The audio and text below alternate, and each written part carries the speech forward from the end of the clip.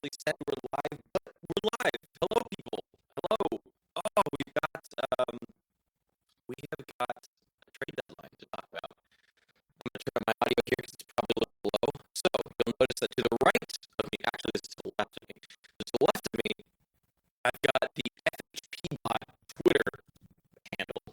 It's just going to feed through to it. If pretty much the way I see it is, like, I don't think it auto-updates. It will auto-update it every once in a while, but what you can take a look at is, oh, look at that, and just off the bat, Andreas Athanasiou is apparently going to Columbus. So, how's everyone doing? Looks like we are live. Looks like, oh, audio is choppy. No! Let me fix this, folks. I will fix this, don't worry.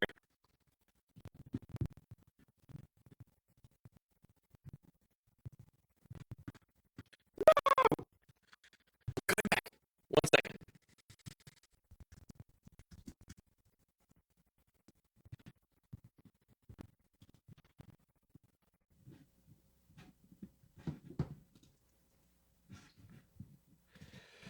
Okay, now we should be live. I will switch this over to. Now we should be good, in theory.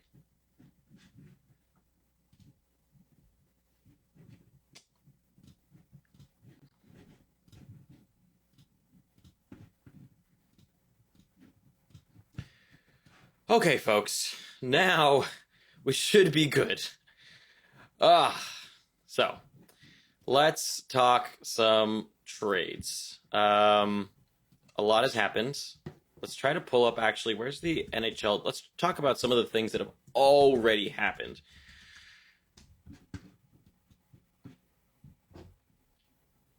Welcome back. Hello, folks. Hello. Yes, everyone come back into the stream. Sorry, folks. That was a big mess up by me. Also, you may have seen that if you listen to the podcast, which I'm assuming a lot of you who are on here do, well, you might remember that I said that I'd be a little angry if Kreider resigned, right? I mean, God, look at this market. It's a seller's market, and yet here we are keeping Chris Kreider. So, look, it's 10 in the morning. It's 10:20 in the morning where I am. And I think I'm going to open up the morning with a White Claw and be a true millennial and be pissed about Chris Kreider. I asked in the chat if we should do White Claw or tea. And while I do have tea as well, it's only appropriate to also do this in anger of what happened with Chris Kreider. And it's 7 years. I mean, okay, hold on. Let's be true to what we said. Okay. White Claws are really not that good. That's the truth. They're really not that great. Yeah, I'm going to switch to tea after this. I don't think I'm doing another White Claw. There you go. I guess we are a true millennial podcast now. Brandon's going to hate me for this. He might be in the chat, actually, so you'll see him every once in a while. So Gaudreau just left practice. Ooh. Yeah, like the thing with it's a lime White Claw, Rogerson. It's seltzer. It's flavored water with alcohol. It literally tastes like they poured Kreider Claws. Yes, it literally tastes like you've poured rubbing alcohol into flavored water. That's pretty much what it tastes like. Yeah, should have done it Gretzky instead. 9x9 from Timmy's. Yeah, so the thing with Kreider is I'm not that pissed about 6.5. 6.5 feels good, actually. I think the thing is we're gonna regret. It's the age the style of play is what bugs me. The 6.5 doesn't bug me anymore. It's more so the 6.5 or the 7-year term. I think we'll regret that in like 2-3 years, potentially, maybe a little longer. And he does have a lot of skill. It's just a lot of that skill is dependent on his physicality and his ability to drive, to be really fast and be physical. And what we know now is that a lot of those types of players just don't really age very well. So yeah, that's the thing with Kreider. And the thing is too, that this probably means Tony DeAngelo is gone and Mika's going to be hard because we also have to re-sign Mika here soon. And that's a lot of cap that is taken away. So we do have people coming off the books. There's a good chance that we buy out Hank. So we'll see. Now, I also want to pay attention to what's happening. Gaudreau left. Oh, this is big. Did the Leafs just get Gaudreau? We're looking at this in real time, folks. Toronto just did something big. It seems like, but maybe not. Does it mean something? Does it not? And then Gaudreau left practice. So what is going on here? So Athanasiou went to Columbus. Hey, I don't think that's that big of a deal. I don't think he'll really do much. It probably is just a depth move. He might get some top line time because of Bjorkstrand being out and Atkinson being out. But man, I'm so curious to see what this whole thing is. I don't think Roman Josi would go. I mean, that would be insane if Nashville traded Roman Josi. I mean, all-time high. I don't think Athanasiou is going to be worth a pickup just yet. On top of that, I think you can wait. Columbus isn't exactly a high-powered offense, and so even if, let's say, Athanasiou gets top line, it's not that big of it. Oh, Athanasiou went to the Oilers. I missed that. I kept seeing Columbus. My bad. I saw Columbus when it is live. It is live. It's technically a minute or so behind. But yeah, sorry. I saw Columbus when we got the whole clock issue with the audio and I didn't see the update. So let's go through actually some of these trades. Let's go back to what has happened today so far. So the Oilers also acquired Mike Green, which is interesting. So let's start there. Let's start with Kovalchuk, because we actually haven't talked about the Kovalchuk trade on the podcast. So Kovalchuk to me so Brandon and I were actually talking about this. There is a case that you could see Kovalchuk be top line. I don't think he will, but it wouldn't be out of the question if Wilson slumped a little bit. I don't think that'll happen. I don't think we see Wilson slump. If Wilson weren't as hot as he's been, I think that we would have more of a chance. But I don't think so. I don't think Kovalchuk. There is a non-zero chance Kovalchuk goes top line in Washington, but I don't think so.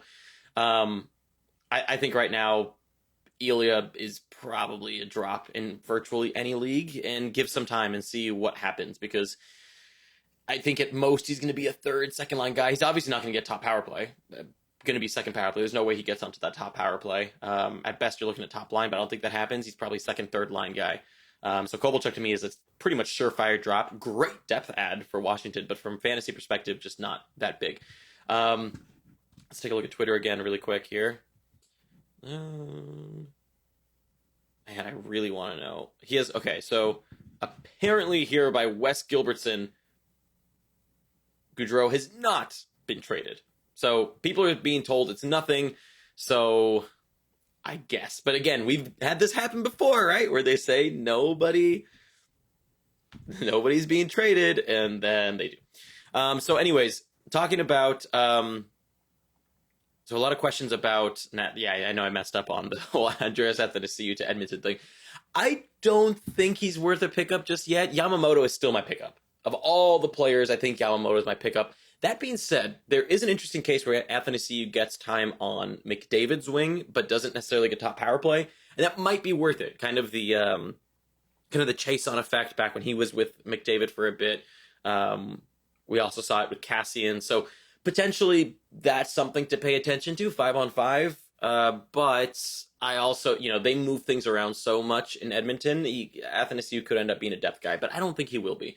I wouldn't be surprised if he gets that top spot. I wouldn't pick him up, though. I wouldn't rush to pick up Athanasiou. I think Yamamoto is still a better pickup than Athanasiou and has more opportunities. So that's what I'd say. And I do think Yamamoto keeps that top 6 deployment. And I think he could stay. Did he stay top power play yesterday? I actually didn't check this. I meant to check if he had played top power play yesterday. But I didn't check. Let's see. Let's go to lines. Let's go to the last game lines here. And Edmonton. Okay.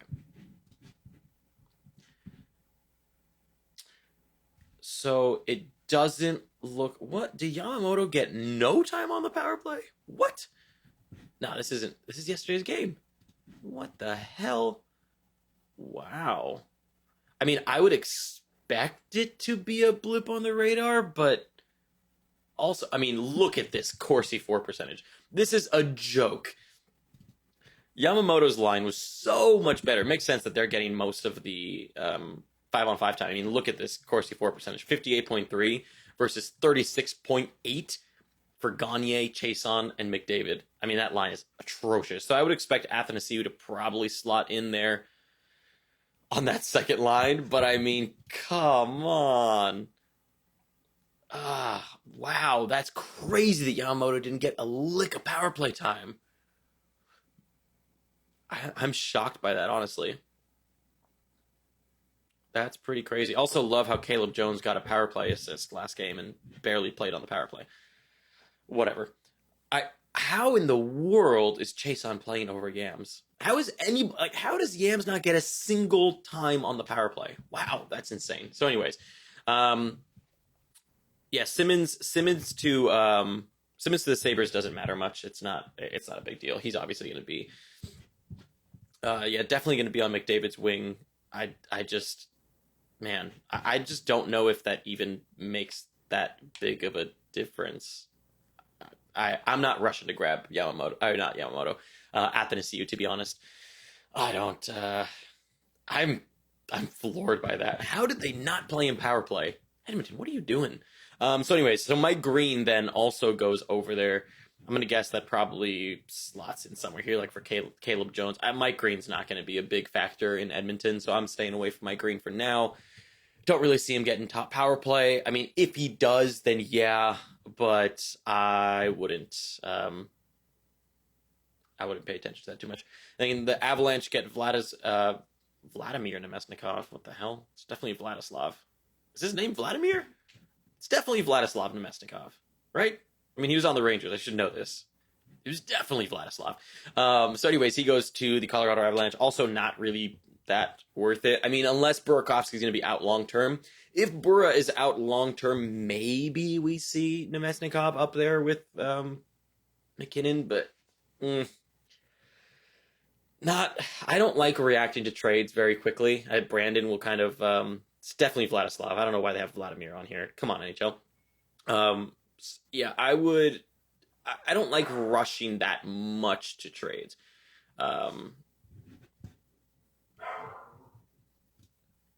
So did we actually get... Buffalo Sabres, Wayne Simmons. Patrick Marleau's kind of interesting. I don't think... See, the thing is, I don't know if Mike Green will actually QB the power play. Nurse is relatively good at it. Not huge. Let's see.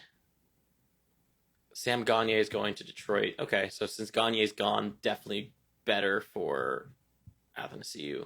So interesting. So now Scott Powers here is saying that the Hurricanes are likely out on Gustafson and Leonard as of right now. And I saw something that the Rangers may be shopping Brady Shea to Carolina, which could be sort of interesting. Let's talk about the Trocheck trade in a second here. I'm looking at... Yeah, so here's Pierre LeBrun. He's saying that the Rangers and Hurricanes have been talking about a potential Brady Shea trade. So that's interesting. I mean, it's clear that the Carolina Hurricanes want to add on defense, but I wonder if... I mean, they're not going to trade for... Man, what if the Hurricanes get Hank and Shea? Oh, that'd be pretty insane.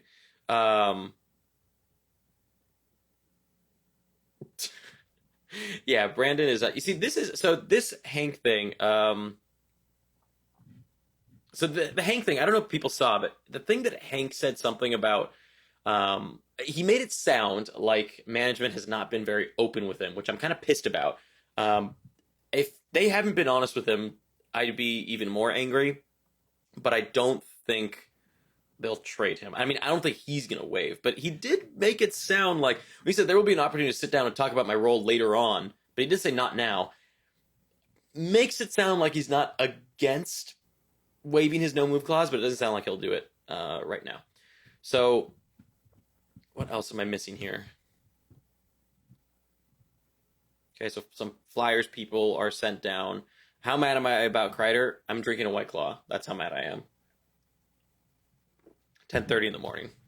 I'm not that mad. I don't hate the price at 6.5. I hate the term. The term is what pisses me off because, I mean, the thing with it's not going to be great 2-3 years down the line, and on top of that, we got to sign Mika Zibanejad and Tony DeAngelo.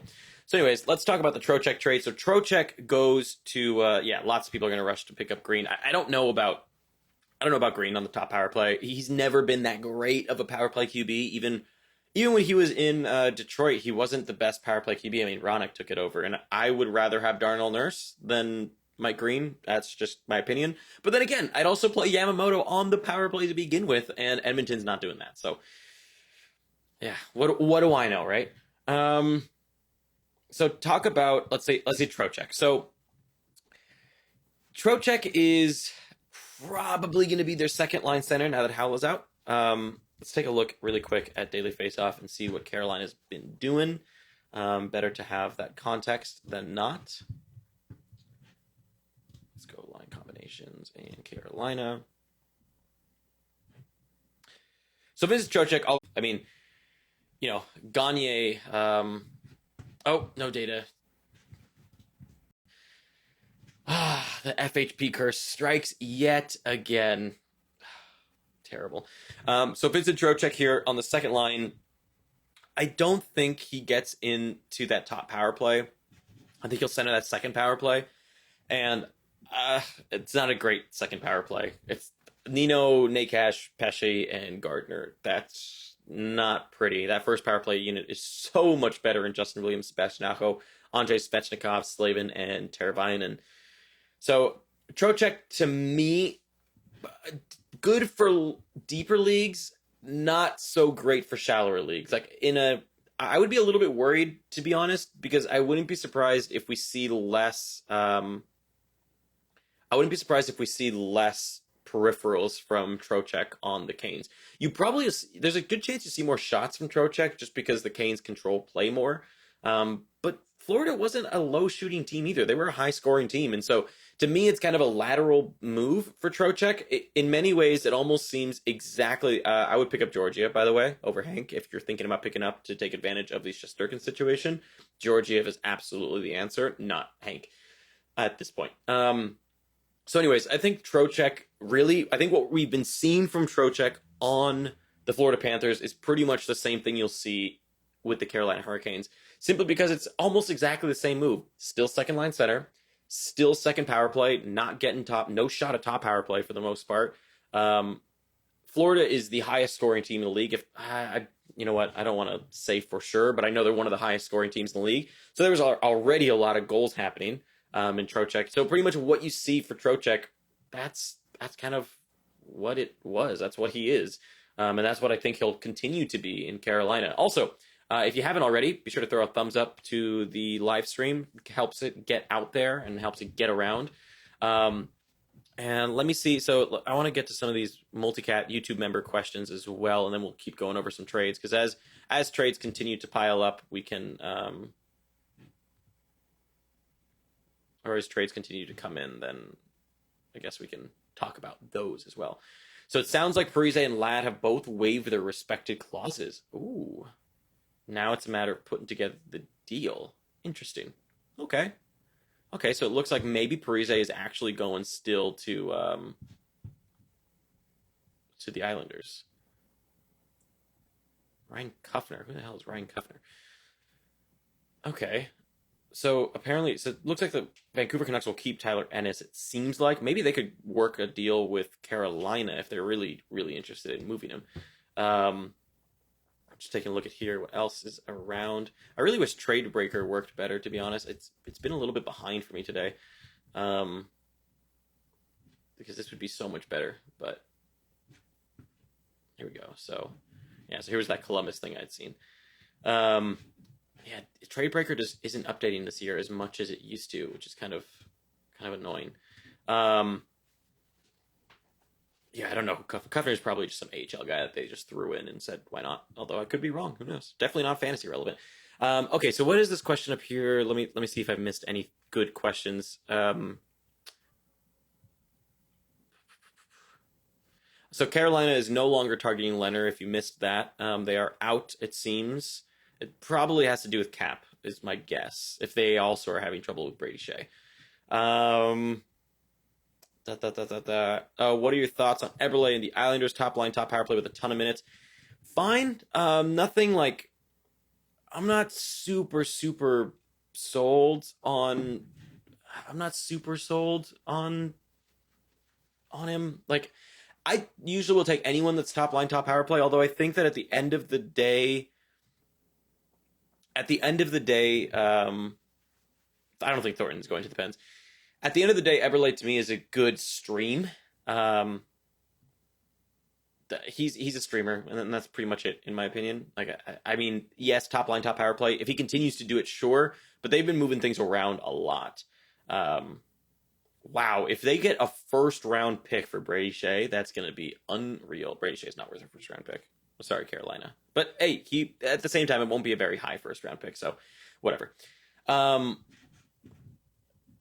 Yeah, Armia is suffering. I don't think it has to. I don't think the Kovalchuk trade changes anything because if I remember correctly, Kovalchuk was playing on a line with Armia. I actually like Pajo a lot more now, I think. But the thing with Pajo is actually I like him because of the team situation change, but he reminds me a little bit of Coleman. Yeah, you know what? Let's pivot here really quick to the Pajo trade. So to me, the thing with Pajo is that he's a very, very not the Ottawa Senators. He just left there. Come on, Gamby, get this together. Get it together. Also, thank you for throwing likes to the video. Got a lot in there.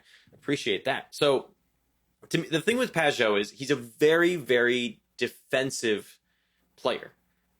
He's not an offensive player. If you take a look at his offensive zone starts, very, very low offensive zone starts because he's very good defensively. And that's something that the New York Islanders could use.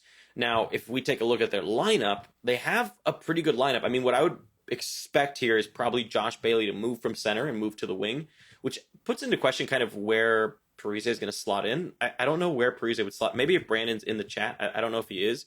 Maybe I can message him and get him into the chat. But yeah, let me message. I can just ask him because Brandon knows more of the Islanders than I do, obviously. But I don't even know if Pajo gets power play, to be honest. There's a good chance that he doesn't even get power play. To me, a guy who's really interesting is Devontae's. Devontae's is the one that's really interesting. That's a guy that I want to watch. I mean, he's been doing fantastic, and he's top power play right now. And, I mean, he plays with Scott Mayfield. But the thing with playing with Scott Mayfield, which is kind of interesting, is it allows Devontae's to be a little bit more offensive. So Scott Mayfield stays back, Devontae's goes forward, which is usually a good thing for an offensive defenseman like Devontae's. So I do like that. Now, the thing with... So yeah, going back to Pajo really quick, Pajo to me is probably third-line center, plays a more defensive role. The issue there for me is that you have Kiefer Bellows and Michael Dal Cole on that line. And so say that Pajo centers Kiefer Bellows and Dal Cole, that's not a very defensive line. Like, that's not a shutdown line. So I'm just a little bit confused on what is going to happen there. Obviously, Bailey, I think, moves to wing again and plays with Nelson and Beauvillier. That would make a lot of sense. And then I guess Parise, you could probably put Parise on that third line and play Bellows, Pajo. They have a deep team, man. The Islanders have a very deep team if they can get Parise. And obviously, Ladd would be gone, which is fine. I mean, Ladd doesn't play, so it doesn't matter. So you could move Dal Cole down to the fourth line, have Tom Kuhnhackl get scratched. You're obviously going to play Matt Martin. It'd be interesting, but here's my take. I don't think any of them would be worth it. Parise maybe gets top line over Eberle, but with how Eberle's been playing, I just don't think so. The thing too, though, is that Parise still has a very long contract, and so for them to be trading for him, they've got to have some kind of plan. And I don't think you're just trading for Parise to throw him on the third line. So maybe they do an off. Maybe you move Bailey to the wing, on the third line. Play, maybe you move Bailey to the wing on the third line. You keep Pajo in the center there, and you do a Bellows, Pajo, Bailey line, and then it's Beauvillier, Nelson, Parise. That could make sense, potentially. Is this Yossi the Flyers thing real? Is this actually going to happen right now?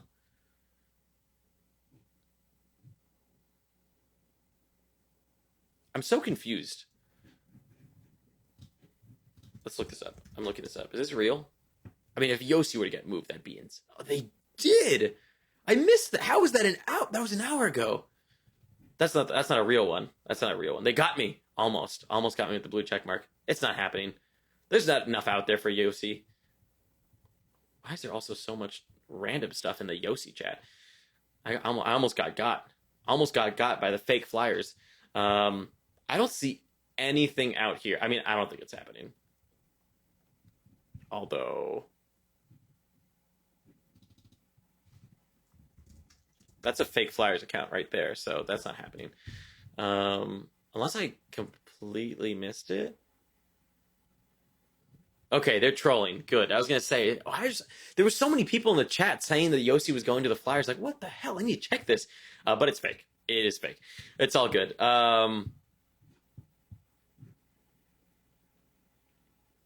How do we get the Canucks and Pedersen to watch the stream on that TV in there? Okay, so going back here, so Devontae's it's a really good pickup. I like that from Alfredo, picking him up because of the injuries, especially. I'm thinking of picking him up here. The issue is the Isles just don't have a great schedule, but also not a terrible schedule. Also, I do like Getzlaf over Tro potentially if face-off wins matter. I think he'll get more face-off wins than Tro, and his chances are better, but they both suck. If Yossi were to get traded, I would know about it, I feel like. What else here? I'm trying to catch up on questions here. So Alex asked, which two goalies do you like rest of the season? Kemper, Murray, Merzlikins, Francouz. Love the pod. Also, I'll take some questions and stuff and just pay attention to live trades. And then at some point here, closer to the deadline, we can go over go over the old trades more, or I'll go over them again and give my take. Wow, 6-year extension for Pajo. That's kind of, what's the term? Or what's the money? What's the money on that Pajo deal?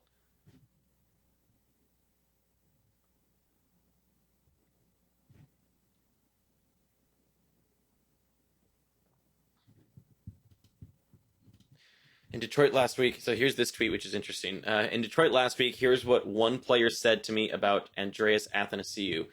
These young guys come in and think it's all about the highlights. We've all talked to him to try to get him to understand how he'll be successful, but he doesn't want to listen. It's all up to him now. If I had his speed, I'd go around everyone, but he just wants to go through. Giveaways going to end up minus 45. Wow.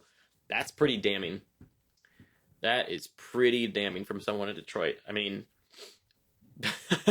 Edmonton loves those problem children, don't they? This is disgusting. This is honestly awful. Yeah, I'm drinking to Shesterkin and I'm drinking to the Kreider move and whatever. I mean, maybe I can stop drinking if we get a first for Brady Shea. I won't feel so bad. But still. Anyways, what is it? Should I drop Merzlikins? Probably. I would probably drop Merzlikins, but I wouldn't if you need to. And it also depends on who's out there. Which goalie should I be picking up? Georgiev, Jari, Saros, or Dell? Chess getting injured kind of sucks. I'd probably pick up Jari, and then Georgiev after that. Pick up Jari. I didn't catch it. All good. Need drop one of Besser or Tarasenko in a 16-team league. Who should I drop? I'd drop Besser. Besser is like a no. He's not going to come back. So that's interesting. So that quote about Athanasiou is interesting because that makes me think about how he's going to play. Maybe he'll change, but it seems like he's been confronted and nobody has talked about him. I would keep Doughty over Martinez personally. I still think Doughty is better upside than Martinez. Just from a deployment standpoint, I'd rather have that. I don't know. Did they extend? I really want to know what the money is on this Pajo deal.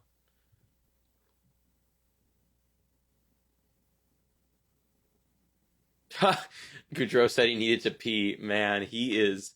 The Leafs declined to make Tyson Barrie available for interviews post-practice. What? I mean, that is... Okay, so the thing with Tyson Barrie is if Tyson Barrie gets moved, so apparently they are looking for a deal similar to what the Capitals sent to the Blues for Kevin Shattenkirk. A first, a conditional pick, and 2 prospects. That's an interesting move to me because that makes Sandin potentially very interesting. On top of that, that's a pretty damn good thing for Morgan Rielly when he comes back and something to pay attention to. Meier right now, actually, I think is about equal or better than a streamer spot, in my opinion. I like Timo Meier still. Yeah, I mean, I think it's going to be too much for Pajo is a third-line defensive player. He's going to make your penalty kill really good. The only thing with Pajo is I think Pajo could actually, for real life, forget about fantasy. In real life, I think Pajo could be fantastic for Trotz's system. I mean, Trotz likes that defensive-style system. For that, I mean, Pajo is perfect. I think he'll really, really do well in there. So let's take a look. Goudreau is such a troll. That's hilarious. So Morgan Rielly says he felt good. No timeline for his return, but that's something that's interesting to watch. If Tyson Barrie gets moved, which it seems like they want to. Oh, $5 million for 6 years, Pajo. That doesn't feel bad to me. That feels good. I like 5 at 6. That feels really good for a defensive player who can be offensive when needed, and he fits the system perfectly. I like that a lot, actually. I really like that deal. That's a great move.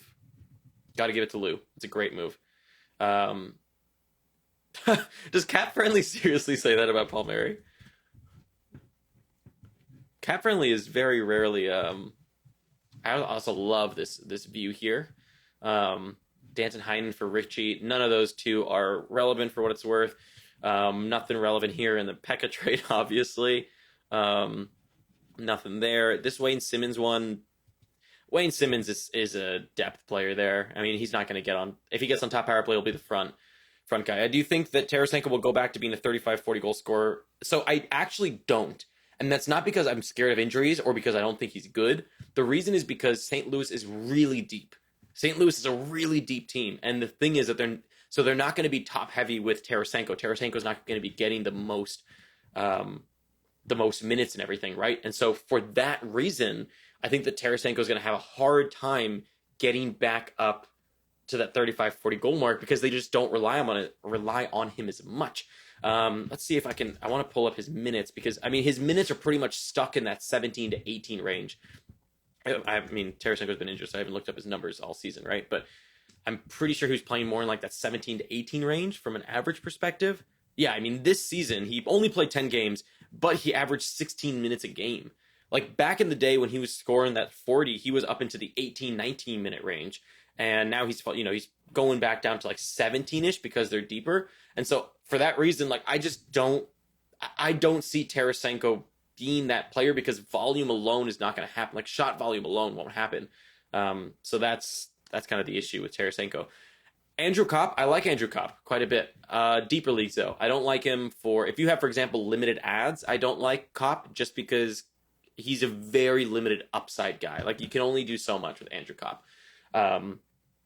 He's not going to get you. He's not some big point guy. He's at best just a streamer, honestly, who gets you lots of shots, good deployment. But the thing is, I just don't think he's a big point guy. So if you need the peripherals, sure, but otherwise, no. Patrick Marleau to the Pens. I think he's a third line guy on the Pens. I think the Pens have a really good roster. And I think he slots in perfectly on that third line, would be my guess, with Hornquist. If Hornquist is still on the Malkin line. Okay. So yeah, I could see Marleau probably being, would he get top line over Simone? I don't think so. Maybe, but I doubt it. So right now they slotted Marleau into the fourth line. I think he could be third line, but I don't think he slots in top line. I wouldn't be surprised if they try it. Wouldn't be surprised if they try Marleau. Yeah, for face-off wins, I like that a lot. Like, if you need face-off wins and shots, Kopp is a great option with some points upside, specifically. But other than that, no. Yeah, Marleau, I guess, could slot into that top right wing slot if they want to try something different. I don't think they will, but they could. Man, second rated second line, 10th rated third line, third rated fourth line. That's pretty damn good. Um, that's pretty good. And he's obviously not going to get top power play, I don't think. He'll get second power play here. Do you think the Andreas Athanasiou trade to Edmonton will have an effect on Yamamoto's deployment, or do you think he'll slot in with McDavid and on second power play? So I think that Athanasiou will be second power play, but I think he'll slot in with McDavid top line. That being said, if you were watching the show just a little bit ago, I showed that trade about, or that thing about Athanasiou, where someone gave a very damning story about how Athanasiou just tries to go through people instead of go around, and whatever, just pretty much saying he doesn't listen, doesn't want to change, does things his way. So I could see a guy like that on Edmonton getting a pretty short leash, and if he doesn't perform on that top line, the thing with Athanasiou that's a little scary and risky is that he's a first line or third line guy, in my opinion. I don't see him being second line. I don't think he affects Yamamoto. Yeah, that Yamamoto line is so good. That Yamamoto line is so damn good. From a Corsi 4 percentage perspective, the Nugent Hopkins, Draisaitl, Yams line, it's so good that, like, there's no reason to change that right now. You've got to keep that line intact, and Yamamoto's deserve that. Why he's not on the power play, God knows. I have no clue why Yams is not on a power play at the moment, but I think he should be. So I don't think Athanasiou affects Yamamoto's deployment. I think that Athanasiou affects his own deployment. I think he's either going to be with McDavid or he's going to be third line. So it's risky. It's definitely a risky move if you pick him up, just because there's that big swing, right? But it kind of depends on who's out there in your wire. I like him quite a bit in deeper leagues. Shallower leagues, I'd be much more cautious. Like, I wouldn't grab him in my 12-team points league, for example. I'm not that quick. I also already have Yamamoto, so that changes things. But even then, I don't think I'd grab him. Let's see what else is in here. Looking at questions. Which goalie do you go with for the rest of the season? Georgiev. It's not J. It's G. We learned that. Georgiev, Saros, or Leonard. I'm probably... So what's your... I think if you're going save percentage... If save percentage and goals against average, the averages are your priority, I'd probably go Georgiev. If what you care about is wins, I'd probably go Saros. That would be my take, if that's what you're going for. Although I do like the Rangers right now, and Georgiev looks really good. Drop Elvis for Blackwood? Sure, I would. I mean, probably. But Blackwood is playing out of his mind right now, and last time he did this, he dropped like crazy. Drop Nelson for Yamamoto, or wait and see if Yamamoto's still in stock. I would still drop Nelson for Yamamoto, in my opinion. Although, that last game was not great for him, was it? That last game was not good for him. Do I drop Rene or Saros, or keep both? For who? That's the big thing, Adam. Like, a big question of all of these things will always be, who... That's a good point, Bill. So, Bill de Turondo asked about, or said that he had gotten injured at one point and he didn't play, so that's a big thing. Edmonton, wow, that's a low price for Tyler Ennis. That's a great get for Edmonton. Wow. That's a really, really good get for Edmonton. Not worth anything in fantasy, but that's a really good get. He was actually kind of relevant in deep leagues on Vancouver. I think he's not relevant at all anymore on Edmonton. He moves down a lot.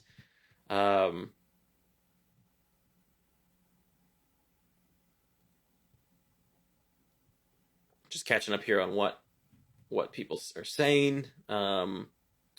Where's Mike Green going to play? So he could slot in top power play. I don't think he'd be top pairing. I just don't think he's a top pairing guy, personally. And he wasn't even top. If you can't be top pairing, top power play effectively on Detroit, I don't see how you're going to get that chance over there. Like, I just don't see it. I mean, yeah, look at this. Ranked 100th D-man. Like, I think he's going to be third pairing there. And I think that now we probably see Tyler Ennis go second pairing. So I think you would see maybe Caleb Jones move down or Benin go out. Whatever. But Sens could have 3 of the top 5 picks next draft after the Pajo trade. What pick did they get? Where am I getting my trade updates? Honestly, Twitter, cap, just refreshing, cap friendly. I mean, trades right now aren't happening fast enough. Although, I'm also paying attention to the chat. Actually, a lot of people in here are putting trades, which is cool.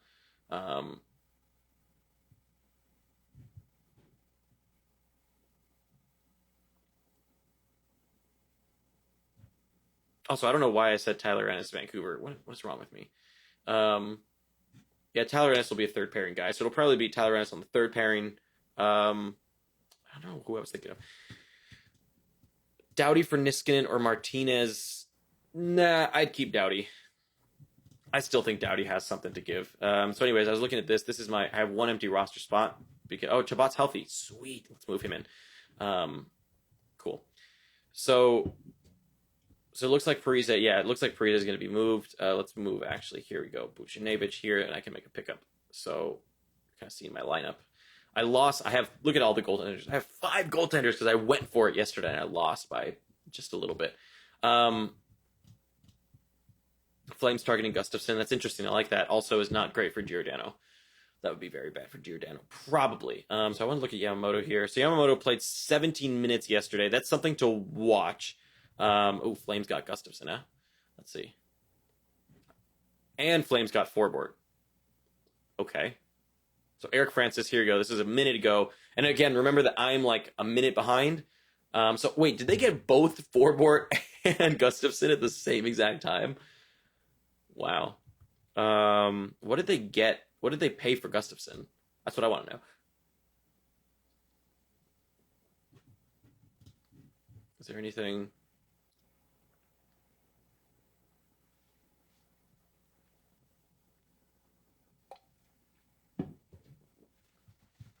So what? Let's see here. I want to know what they got. They also got Derek Forbort, which is interesting. Wow, this is a very active trade deadline.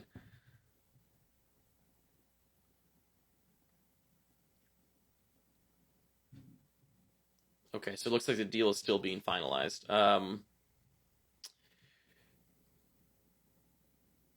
So anyways, yeah, so Yamamoto, I think Bill had a good point where maybe the little injury that he had kind of affected him, but honestly, he's been so good. I'd be shocked if Yamamoto doesn't get... Actually, let me pick up Gustafson. He might actually be worth it on that Flames team. Let me see if he's available. Big fan of this trade deadline this year. Let's see if Gustafson's available. No, he's not. Damn it. He's available in some of my other leagues, though. He's available in all of these leagues, in all the leagues that I don't need him in, of course. So never mind. Let's see if anyone in this league is picked up. I actually wanted to see if someone... This is my only single day ad league, so I want to see all the other ones use Fab. So Nemesnikov was immediately picked up. Look at that. So Nemesnikov was picked up for Ilya Kovalchuk. That's a good ad, in my opinion. Or at least dropping Kovalchuk is a good ad. The Nemesnikov trade is interesting if Burakovsky is out long-term. If Burakovsky is not out long-term, doesn't matter.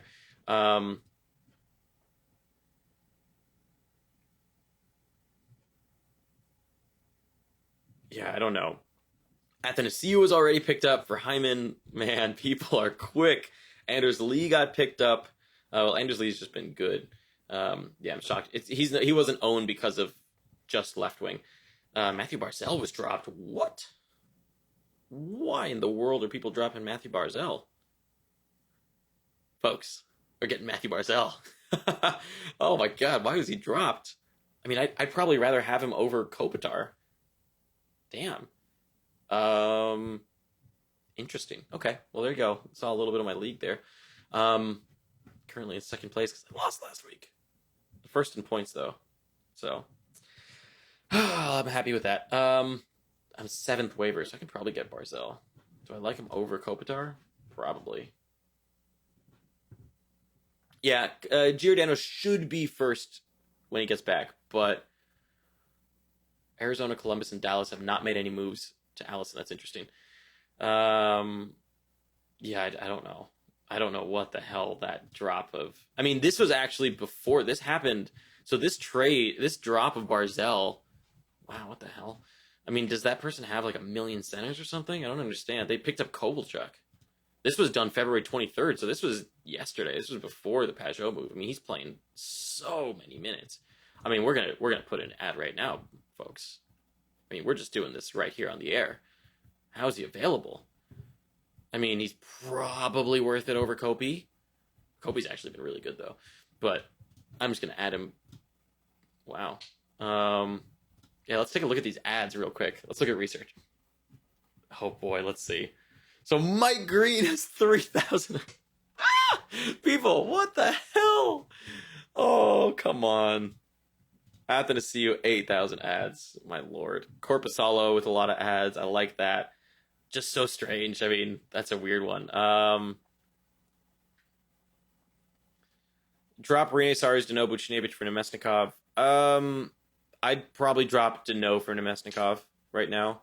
Nemesnikov is a good gamble if Burakovsky's out. That's the thing, is I just don't know how long Burakovsky's out. And they were looking for a winger anyways, so I don't think that the Nemesnikov addition is because of Burakovsky. I don't think we can say for a fact that Burakovsky's out long term. That's why they got Nemesnikov. I think they were looking for a winger no matter what. So yeah, Lee and Nelson have been rotated so much. They're both like top guys in my leagues, and they still just don't get long-term owned.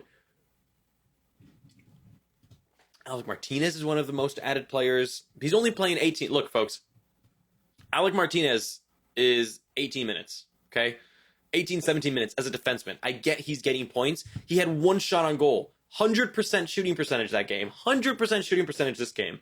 The Alec Martinez hype needs to relax a little bit. If a defenseman is playing under 20 minutes, I don't want any piece of them. I don't want to touch. If you're doing it strictly for blocks, maybe.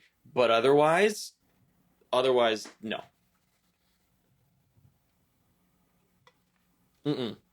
Keep Werenski. I would absolutely keep Werenski. Let's go back here. So, yeah, Columbus has been strangely quiet. Oops. I hate that sometimes on Yahoo, when you click on a note here, it tries to pick up the whole thing. So Trocheck had only played, 10 minutes. So that's the thing with Trocheck, right? I think we might see his shots come down a little bit. Yeah. I think pretty much what we've seen out of Trocheck, I think we're going to see this Trocheck, the 17-18 minute, the 17-18 minute thing. Yeah, no worries, Derp. All questions are good. Yeah, I mean, Daily Faceoff's going to put him on the top line because that top line was trash at first. Like, so he's here with Connor McDavid. So that's interesting. Yeah, I think Grubauer's out really long. I think Grubauer's out for a bit if Hutchinson was traded for. So Athanasiou is currently on this line. Let me check the trades again really quick to make sure that I haven't missed anything. Let's update Cap Friendly. Cap Friendly seems to have been pretty good recently. Tyler Ennis, that's the only one. So yeah, I guess Athanasiou is the biggest trade there. Let me scroll down here, make sure that there's... So Hutchinson, to me, I like Rosen a lot, actually. That seems like a good move for Toronto, although I think he's at this point a bust-ish with some potential. Prisky is pretty good for that Trocheck deal. A fan of that. I like what the Panthers acquired. Howla is a cheaper Vincent Trocheck, essentially. And Howla's also not that great. Mike Green, I can't believe Mike Green's getting picked up so much. It's crazy. Wow, the Canadians retained 50% salary on Kovalchuk too. That's crazy. Didn't see that. Yes, thank you, Matt. Thumbs up, likes help a lot. And also, if you're new to the channel, you should subscribe. We put out good videos to help you win in fantasy all the time. And I promise I'll go over more questions and such after the trade deadline. I'll stay on for like 30 minutes to an hour after the trade deadline ends to go over what's happened and take more questions. Right now, I think I'm more just reacting to things, talking about the trades in general, and then later on we'll talk more like actual fantasy advice, so to say, specifically to yours. So Bobrovsky for Georgiev, don't think I do that. Vrana is worth picking up. Vrana is awesome. He's getting so many minutes and playing top power play. Is he still top power play? He was top power play for a while. Yeah, he's on the line with Markstrom and Oshie, which is a great one, and he is still top power play. Vrana is absolutely worth a pickup in pretty much any league. Hey, thank you, RF. I appreciate the new subscriber. Yeah, if anyone wants to subscribe, that would be awesome. We do put a lot of stuff out, and I know we're towards the end of the year, but we're going to take you all the way through playoffs. We're going to do some actual playoff daily stuff, most likely, and we have a lot of things next year that we're going to bring to the table, especially in preseason. We want to put out, the whole like draft kits and the things that tell you like what players are poised for a breakout and things like that. The like PDF that you can buy from certain providers. I don't want to put names out there, but we're going to do a free one next year for everybody else. So we're going to do a free one next year for everyone. We want to do more live streams next year. Maybe do like a morning show, because there's no morning fantasy hockey show. So just like a morning wake up, 10-minute. Here's what we think. Here's what happened last night. Here's who's worth a quick pickup. Maybe do a little bit more daily stuff. So that's some of the stuff. And we have a really cool thing in the works that we cannot announce just yet, but something really cool that we've been working on for quite a while that hopefully we can announce soon. We've been working really hard on it. I can't even hint at what it is, but in a bit it's gonna be awesome. We're very excited about it. No, Simmons does not affect Olofsson's fantasy value. Simmons is Simmons, and that's about it. Yeah, Simmons is probably just going to be like third line, and that's it. No top power play. If he does get top power plays in front of the net, and actually probably helps Olofsson, to be honest. Gustafson to Calgary. So let's talk about Gustafson to Calgary here. Now, I think in the short term, Gustafson is probably top power play. Probably top power play, I would think. Let's take a look at how the Calgary Flames are lining up right now. So, Shillington. So, yeah, I mean, we're going to do a lot of free things. Honestly, like YouTube members and Patreon and that kind of stuff that we do that's paid, it's all to support us. We want to put content out for free. We want all our stuff we just want to help people win, honestly. And if people feel kind enough to give us some money for a few extra things just to keep us going, we love it. But otherwise, we just love doing what we do. So anyways, I think he'll take over Rasmus Andersson's spot here on the top unit, moves Andersson down, probably actually maybe pushes Andersson completely out of the power play or puts him in Hannafin's spot. That's what I would think. I can't believe Lucic is on a power play. It's unbelievable. But I would assume Gustafson slots in top power play here over Rasmus Andersson. And then once Giordano comes back, Giordano goes back to top power play. Gustafson goes down to second power play. So that's what I would think. Bjorkstrand replacements, Yamamoto. We went over this on the last live stream and the show. I'm trying to remember who we said. Yamamoto is one. Burakovsky, if he's healthy, is another one. Who is the other one? We had a really good one the other day that we liked a lot. Kubalik is a good one too. Kubalik in Chicago is a really good one. So those are probably my three top Bjorkstrand replacements: is Yamamoto, Kubalik, and Burakovsky if healthy. That's pretty much that. So let's see what else is out here. And also, if you're hearing the possibility of Joe Thornton returns to Boston, have cooled with just about 45 minutes till the deadline. Okay. Sounds like mid-round picks for the Blackhawks, nothing too high. Interesting. That's a pretty low return for Gustafson. I'm pretty surprised. Although he was just a rando last year that came out that no one was surprising. Oh yeah. Toffoli is it. There you go, Misty. That's the other one. Thank you. I forgot about that. Toffoli is absolutely probably my favorite. Yep. Hey, there's Brandon. What's up, Stockenborg?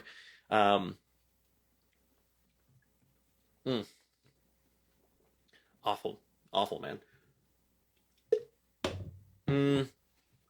Yeah, love Toffoli. I'm trying to see this question from Nick. Plan on keeping Ryan Ellis and Quinn Hughes over Doughty at the end of the season for my D guys. I need a D that has been producing going into the playoffs. Doughty's been steadily declining. Yeah, I would keep I don't know if I keep Ellis. Yeah, I would keep Ellis. Yeah, big on Toffoli. I don't think Athanasiou yet. Athanasiou is, again, like I said, he's either top line or third line guy. And right now he's going to be top line, sure, but we'll see. Yeah, Yamamoto is awesome because of playoff schedule. Toffoli also has a pretty good playoff schedule, to be honest. One thing that I'll bring up, because there might be some new people to the stream. Yeah, I actually had picked up Toffoli as well in one of my leagues for a swap for injuries. So one thing that I talked about really early on in the stream, people may have missed it. This is cap friendly, that's not where I wanted to go. Let's go to last game lines, and we're going to do Edmonton here. So if you take a look at this line with Gagne, Chiasson, and McDavid, 36.8 Corsi 4 percentage for that McDavid, Chiasson, Gagne line. I don't care how good you are. That needs to be... That's not good. And I don't know if Athanasiou really changes that much. So yeah, this is why I like Yamamoto still, and I don't think it'll affect it. Look at his Corsi 4 percentage of 58.3% on that line. That line is fantastic. I don't think that's going to be changed anytime soon. I think Yamamoto is going to continue to get that deployment. Yeah, I mean, if you have PD and Miller, Toffoli would be too much. I wouldn't mind having Miller and Toffoli. I think if you have two, that's fine. If you have more than two on the same team, that's when you start running into issues. Leonard or Corpy, Grice is killing me. I'd go Corpy, personally. I like Korpisalo over Corsi is, especially Corsi percentage. Corsi percentage is better if it's higher, not lower. So pretty much what Corsi 4 percentage is so Corsi in a very simple, it's a fancy word for essentially shot attempts, whether they're blocked, missed, or hit the net. It's all the shot attempts in general towards the net. So there's Corsi for and there's Corsi against. So it's shot attempts for, shot attempts against. Ideally, you want to control play. You want to have more shot attempts towards the net than you're facing against, right? And so your Corsi for percentage ends up being how many of the attempts in general in the game are you controlling. If it's positive, then in that case, you're having a Corsi for, you're generating more shot attempts than you're getting against. And different lines have different Corsi 4 percentages, right? And so in this case, you want it to be much higher. And you see the difference between the Gagne, McDavid, Chiasson line and the Yamamoto, Nugent-Hopkins, Draisaitl line. Yeah, Detroit does have a very crap playoff schedule. Worth dropping Mantha for Yamamoto or Burakovsky? Actually, I think I would, Lauren. I think I wouldn't mind. I wouldn't mind dropping Mantha for Yamamoto or Burakovsky. I know it's kind of crazy, but the thing is, at the same time, I know Detroit has a crap playoff schedule. But yeah, so RF, it doesn't matter whether it hits goal or not. As far as Corsi 4 percentage, when it comes to Corsi, it's only about shot attempts. It's either on net, missed, or blocked. Doesn't matter if it hits the net. Fenwick ignores missed, if I remember correctly, and it only looks at ones that hit the net or are blocked. Those are the only two. It doesn't look at missed. Missed shots do go towards Corsi. Fenwick does not count missed. So there's two. There's Fenwick and Corsi. Fenwick does not count missed. Corsi does count missed.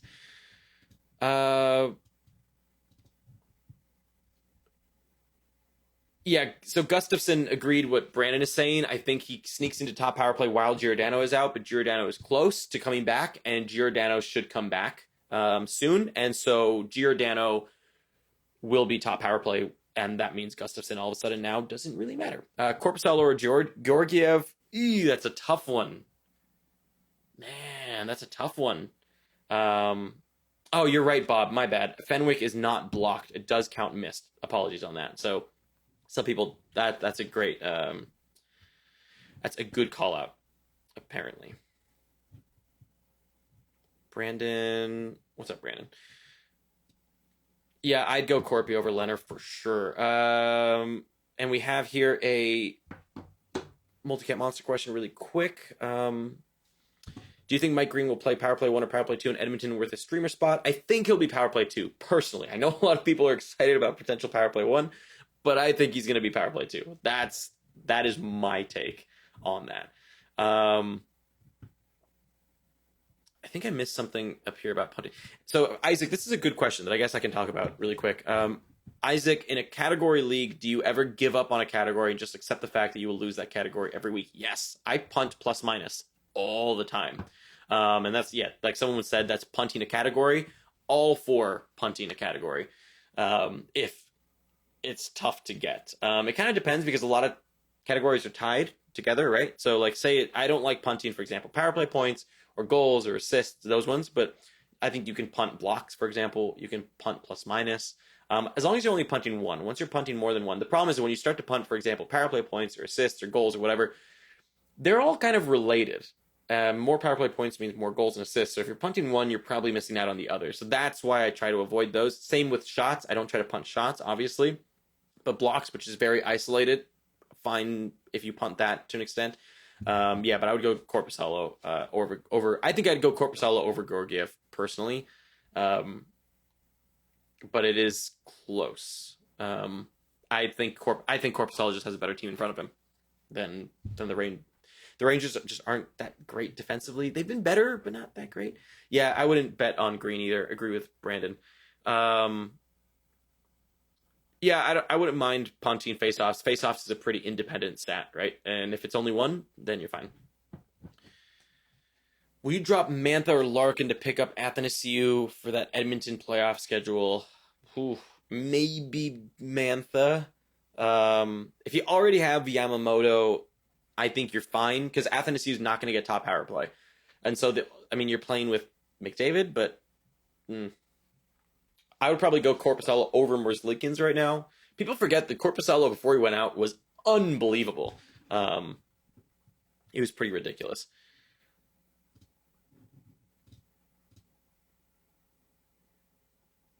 Let's see. Wow.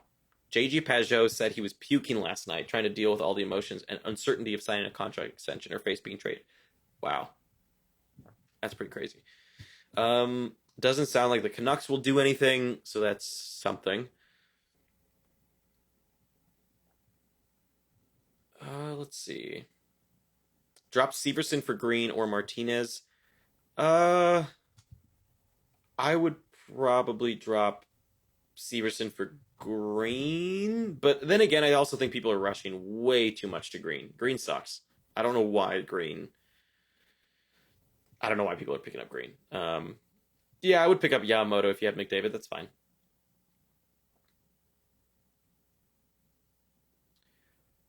I'm trying to see if anything else has been missed or just things out there. Ekholm or Dahlin. Dahlin all day.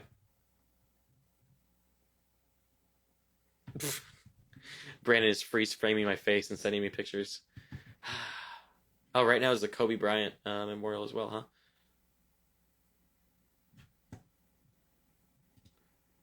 I actually have a... I don't even know if I like Martinez. I just don't like Martinez. He's playing less than 20 minutes a game. Nick Foligno is absolutely flying under the radar. Center, left wing, right wing, great peripherals, amazing schedule this week. He's probably the best. He's one of my favorite pickups of the week in Bangers leagues, for sure. I was trying to find... I have a picture of Brandon that I really wanted to show. Yeah, net negative for Kobe. I would drop for Nurse, especially if you count peripherals. I would like to have Nurse. Yeah, Foligno, Jenner both have fantastic schedules this week. I'm trying to find this picture. I have a picture of Brandon that I would like to show.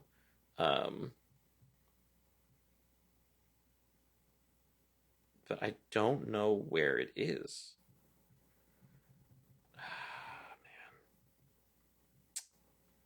This is disappointing, folks. Maybe I have it.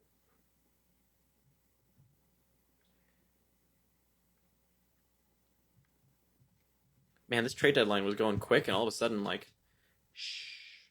Oh, Evan Rodriguez goes to Pittsburgh from Buffalo. Doesn't matter. Do not matter. Drop Buchnevich or Burakovsky for AA. Nah, I'd keep both. I mean, do you have an IR plus slot? Why can you put Buchnevich on IR plus? Or on IR? Or I guess you can't put him on IR because he's not on IR. But you know what I mean. Where is this screenshot? Damn it, Brandon.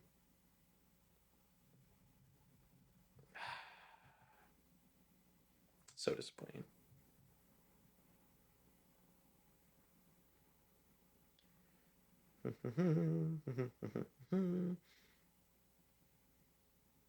Maybe I didn't take it. Oh, I do have it. Oh, here we go.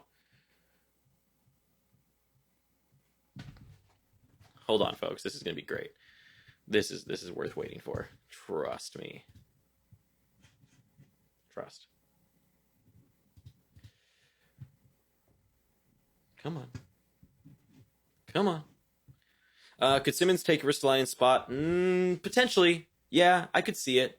I could see Simmons taking top power play, but the thing is that because he's he would pretty much just slot in oh, Sherry. Is Connor Sherry really going back to the Pens? Wow. What in the world? Why?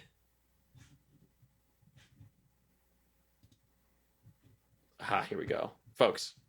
You know, Brandon gives me crap for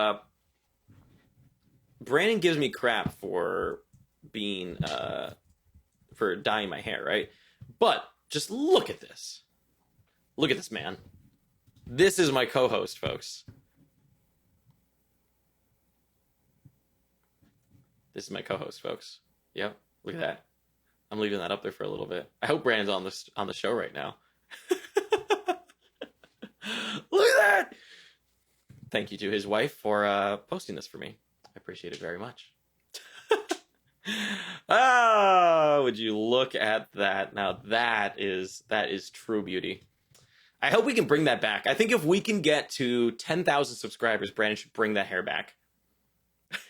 I'm not an adult yet. I'm almost an adult. Not quite.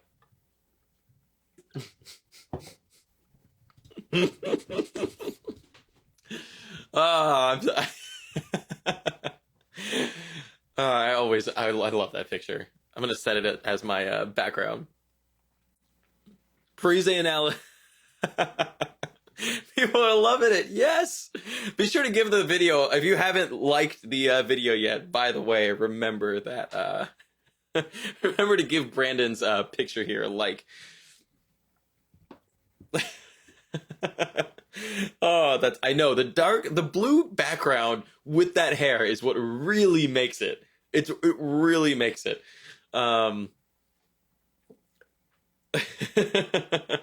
Really, the reason Brandon is so good on camera now is because it's a slight to his parents for making him take that hair away. I know, I've thought about it. If Brandon can ever not be on camera, that's the picture I'm using as his like fill-in. I'm very excited. That's fantastic. Is Sherry worth a pickup? No, Connor Sherry's not. So, but this is interesting. So, here's the thing that's very interesting about the Pittsburgh Penguins now. They've made quite a few moves here. So, it is very uncertain who takes that top Simone spot, if that is the case, right? Because now they have Evan Rodriguez. Now they have Evan Rodriguez, they have Patrick Marleau, and now they have Connor Sherry.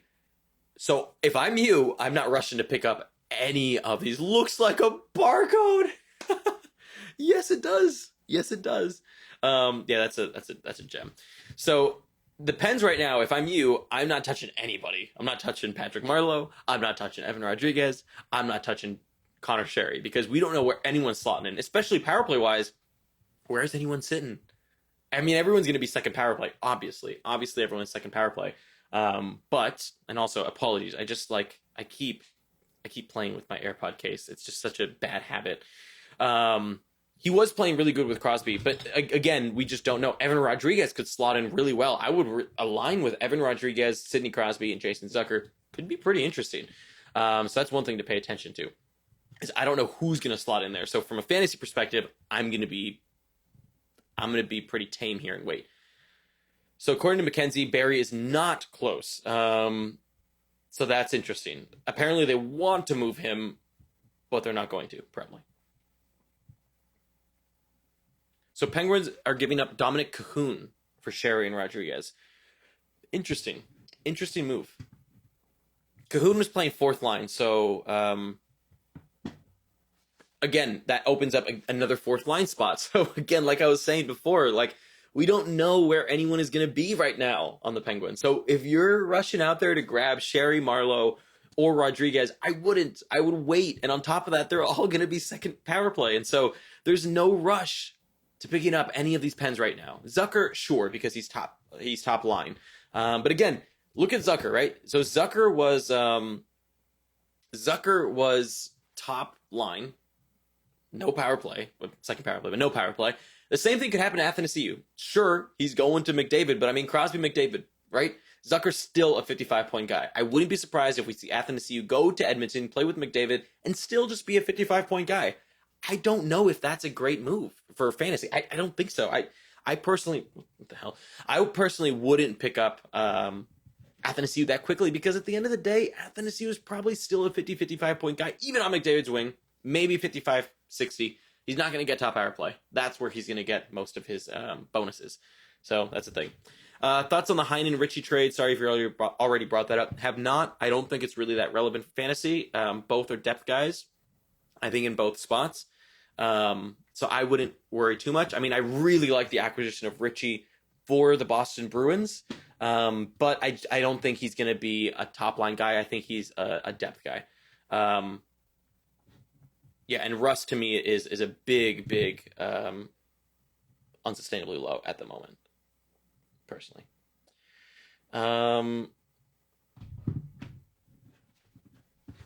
Yeah, weird trade for Dallas. That's just a little small pick. So Cahoon, it's interesting that it's Cahoon for Rodriguez and Sherry. And the weird thing is that the Pens acquire a lot of cap there. So Rodriguez is on $2 million, Connor Sherry's on $3 million. I think what they might like is the long term there. You can keep Rodriguez and Sherry for quite a bit because I think Rodriguez is long-term here now. Let's take a look at what Cap Friendly says. Oh, he has only one more season left. Oh, this is a 1 year, $2 million, so that expires this year. So I guess it's not long-term. My bad on that. This is also the last year of Sherry's contract, so they now don't have any. So Nick is saying here that Parise is at the top of his list for players I'm waiting on picking up if he gets traded. Who else is on your wire? Because the thing, so I kind of went over the Parise situation a little bit earlier, but the thing with Parise that I'm seeing here, so they've acquired Pajo, right? Pajo is probably going to be third line, most likely, and make a shutdown third line role. That'd be my guess there. The thing with Parise is that, to me, Parise is either second line. I don't think they move Eberle off just yet. But I also don't see if he slots in on that top line. The top power play. I don't think he does. I don't see him slotting into that top power play. I think he's probably going to be. Parise is a big wild card to me. I don't know what they do but the thing is with Parise, he does have a lot of term, and so you're not just acquiring a guy to throw him on the third line. So I would assume that they probably want him second line, but I don't know about first line. He's probably towards. Of all the people traded today, I might like him quite a bit. Shockingly, I think I actually like Athanasiou over a guy like Parise, simply because the Isles aren't a really high-scoring team. They're not a high-powered offense, and so no matter what, even if he goes there, it's not that big of a deal. Like it's not as though Parise is going to be going to this high-powered offense where he's going to be able to factor into a lot of points. Even the top line doesn't matter that much for guys. Normally, they go in these stretches where they score a lot of goals and points. But otherwise, it's not that big of a deal. And he's probably not going to be top power play. I won't say he isn't going to be. But I probably like Athanasiou's attempts with, I probably like Athanasiou's at least chance with McDavid more than I like Parise on an Islanders team. So Lundqvist is staying with New York since Igor's hurt, but he could end up maybe getting traded in the offseason. That's the thing. He's probably not going to play very much. So Lundqvist is probably staying. I don't think Lundqvist was getting moved anyways, per his kind of language today. Oh, there's that again. Per the language Hank used, it sounds like he's probably going to be willing to move his no-move clause, but that probably is not going to happen this year. Probably next year in the offseason. almost done with this, and I'm so excited. I've been talking so much, I keep forgetting to drink. Oh, Rangers. Rangers. Let's see. So we have about 30 minutes. Yeah, I mean, if you have a streamer spot open, honestly, I don't hate picking up Parise. I don't mind it, but I think there's other guys like Nick Foligno is interesting with the schedule this week. Boone Jenner is interesting with it this week. Shesterkin will end up on IR. Daryl. They're not done. Who is this person? They are from. I hate when people say they're not done, as though we all know who they're talking about, and yet they don't put in their bio who they are talking to, who they report for. See, it doesn't say. So I guess the Sabres. Okay, so the Sabres aren't done. Interesting. I also don't know why they want Cahoon. I don't understand what. I think, I don't know. I guess you get that off the books, but sure. So Joe Thornton is not going to Dallas, apparently, here.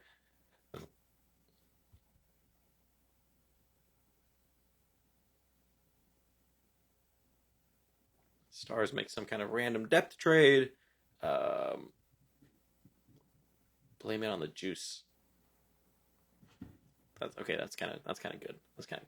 Would you drop Kuznetsov or Radulov for streamers like Eberle, Athanasiou? I would drop Radulov. I would probably go Athanasiou over Eberle. I would probably go Eberle. Eberle is top line, top power play right now. Yeah, my injury. Oh man, I don't know if I can. Let me see. Let me pull up my league really quick. My league has so many injuries. Yeah, drop Rad, pick up Eberle. I think top line, top power play for now. Athanasiou is fine, but I'd rather take a guy top power play, top line all day over that.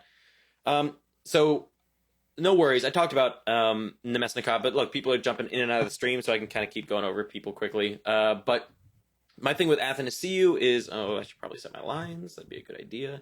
The thing with Nemesnikov is, if Burakovsky's out long term, I could see him being top line. If Burakovsky is not out long term, then he's probably just second or third line. Nemesnikov, to me, the reason I'm not as hyped on Nemesnikov as a lot of people seem to be, is because even before the Burakovsky injury, Nemesnikov was still, the Avs were still looking at acquiring some sort of winger. So it's not as though Burakovsky is now out long term and all of a sudden they were like, oh my god, we need to go get Nemesnikov. That's not what happened. What happened was they were already looking for a winger, and so Nemesnikov kind of fell into the fold. That's sort of what happened. So yeah, I mean, I actually picked up a ton of people. I picked up Stastny, and I picked Boone Jenner this week. But I had so many injuries. I have Kleppbaum out now. Korpisalo is finally healthy. I wonder if he gets the start tonight against Ottawa. I would love for that to happen. He's obviously going to get one of these Ottawa-Minnesota games. I hope he gets the Ottawa game. And I would love for him to get that game and start off my week good. I'm playing against 5th place, trying to get a bye week. But yeah, I had a ton of injuries as well. Stastny is a good pickup for this week as well. Great schedule. Been playing a lot of minutes. So Stastny is a good pickup. Yeah, I still like Connor Murphy, keeping him. I actually went only 3D in this league right now. Yeah, I was hoping Kreider would be traded. I mean, the thing to me is not that Kreider's not good. It's just, I'm kind of confused. The returns were really good for players that were less. Like, Toffoli did great. I don't, like, Toffoli was a great return. Did we really want that much more than Toffoli? Man. Yeah, I would drop Radulov for Athanasiou. I would rather have Eberle, but yeah, I would drop Rad for Athanasiou. Joe P. Who's Joe P? Is that Joe Pavelski? Oh, yeah, I would drop Radulov. I would also drop Pavelski, to be honest. I mean, Pavelski's been good recently, so that's fine. But I'd rather drop Radulov first and foremost, and then after that, probably drop Athanasiou. Let's set my lines in this other one too, if you people don't mind. Yes, I really like Reeves as well. I really do like Reeves. Oh my god, look at this team. So Igor Shesterkin, who I just picked up today, is now out. Chernak is day-to-day. Pavel Buchnevich is day-to-day. Like, I mean, Burakovsky is day-to-day. I don't know what to tell you. Like, I mean, Dougie Hamilton, I'm going to have to drop now because I need a slot. At least I get that. God. So dumb. I mean, how many more? Sucks. Sucks. And now I have too many IR listed. Ugh! This is a disaster. Think Grubauer's out for playoffs? Yeah, I think Grubauer's out quite a bit longer than we think because they got Hutchinson. I don't think you get Hutchinson if you think Grubauer's coming back soon. Yeah, this is brutal. I mean, Otto Montreal has something like combined 29 draft picks this year, 11 in the first 2 rounds. Yeah, it's kind of insane. Montreal, I think, is going to be really scary here soon. I think they're going to be very scary. Yeah, you know what? It's time to drop. Yes, it's time to drop. Dougie Hamilton, goodbye. So sad. I'm not keeping him, so someone else can get him for free. I tried to move him. People didn't view him as a option. I guess I'll put that there, and I think I that's too many IR. Damn it! I'm just gonna have to keep one of these. Yeah, Shesterkin is probably out for playoffs. I'm gonna keep him just in case, but I mean, he said in a couple of weeks. I mean, my playoffs start in like 2 weeks. I probably shouldn't keep him. I should probably just drop him and put Buchnevich because Buchnevich is day to day. And then I can pick up somebody. I have 2 empty roster spots and I've used 2 of my 4 player ads. Ugh. What a week. At least I'm playing the 11th and 12th place team these next 2 weeks and I'm in first. So that should be okay. Drop Tays for Nugent Hopkins. Yes, I would do that for sure. Speaking of which, I think I want to pick up Devon Tays. I think that's what I want to pick up. Tyler Ennis. It's brutal in here. Is Tays still out there? If he is, I want him. He is still available, so we're gonna pick up Devon Tays here. And I don't know. I guess I'll bid like 5, whatever. Cahoon is not worth a pickup. I wouldn't pick up anyone on Buffalo unless their name is Olofsson, Reinhart, or Eichel, and even then, Reinhart I dropped Reinhart the other day, so. Oh yeah, should we take a look at our cupful team? For those of you who play, for those of you that listen to Keeping Karlsson or playing the cupful, we are currently in first place in our league. Average 260 points a week. We're going to play the Lacroix boys. I like the use of the accent boys. That's a good move. We've clinched playoffs. We're in first place. I think we've clinched first. No, we have not clinched first place just yet. We're close. Oh, we might have, actually. Because I don't think anyone's catching us on points. And next week is playoffs. Yeah, so we clinched first, which is nice. Seth Jones was dropped. Nick Foligno was picked up. Sucks that we didn't get him. A lot of people are picking up Martinez, man. I do not want Martinez. Tays over Severson? Yes, I would take Tays over Severson. Drop Brady Kachuk? No, keep Brady Kachuk. Unless, oh, well, okay, hold on. If you're points only, then yes, I'd drop. If you're points only or points heavy, Brady Kachuk can be dropped, I think. If you're in a peripherals league, no way. Obviously, he'd probably be ranked top 5. Yeah, I would pretty much pick up Francouz. I would pick up Francouz because he seems to be the starter. Colorado's good. They just made some depth adds that I feel really good about. Yeah, I mean, my teams are in shambles here. That's okay. Let's take a look at my other league here. Oh, yeah, everyone can see my personal emails. Oops, that's okay. Riley Smith is available in a league where the pickup head-to-head points. Yeah, I wouldn't mind it. I would be against it. I dropped a Brinkat for Dylan Strome, Rene and Jari, Barrie for Ellis. Now that he's back, agree with all of them. Or Rene for Jari, I like that. Barrie for Ellis, I like that too. Yeah, I like those moves. Thoughts on Hornquist? Lots of shots now on the Malkin Rust line. I love Russ. Devon Tays, sir, is top power play. So I like that. I will take Devon Tays top power play right now. It's hard to find top power play guys in that league. So I don't mind. Tays versus Niskanen, take Tays all day. Tays over Niskanen while he's top power play. I'm not high on Niskanen. Best on waiver wire are Lundqvist and Martin Jones. Wow. I would run with 2. Yeah, I would just run with 2. Hank's not going to play very much. Drop Olofsson or Yamamoto to take Kemper off IR.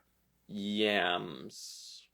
I would drop Yamamoto to take Kemper off IR. Although, actually, I would probably just sit on Kemper and leave him on IR if if you don't need to drop someone, I would just wait and see how Kemper does. He's obviously going to be good, but probably would do. If you have to, I would drop Yamamoto. Yeah.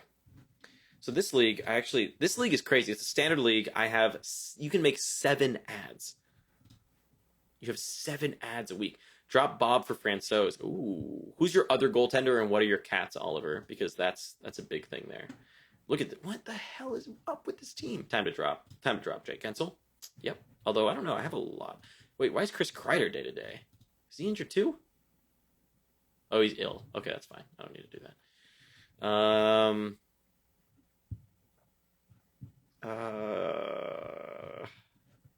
I guess Chernak. Oh, Chernak's already IR plus. Jesus. Why do I have so many goaltenders? Oh, yeah, I went for the win yesterday. Oops. Yeah, drop Bob for Aries, obviously. I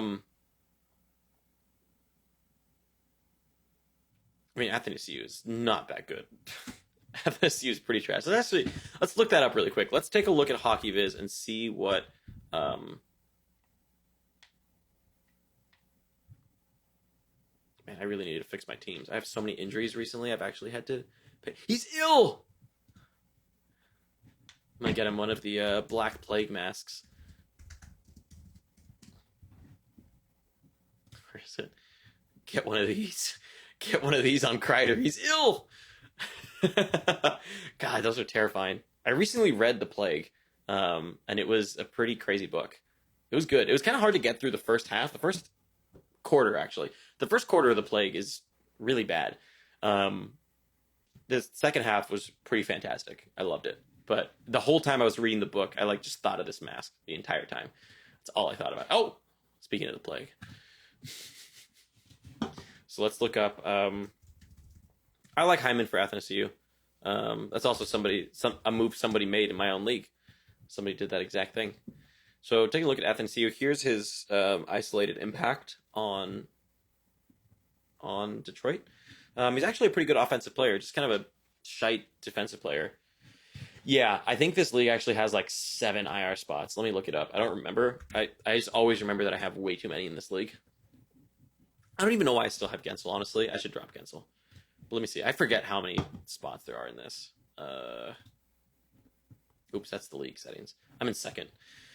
I'm behind by quite a few points, but comfortably in second. And I think there's 2 more weeks in this league. Only 4 make the playoffs, though. No one's clinched. We have... Where's this? So yeah, 7 acquisitions per week. 3 minimum goalie starts, so I don't really need as many goalies as I have. I mean, Yamamoto didn't play a single power play, sir. A single power play minute. Well, no, so... Oh, you know what?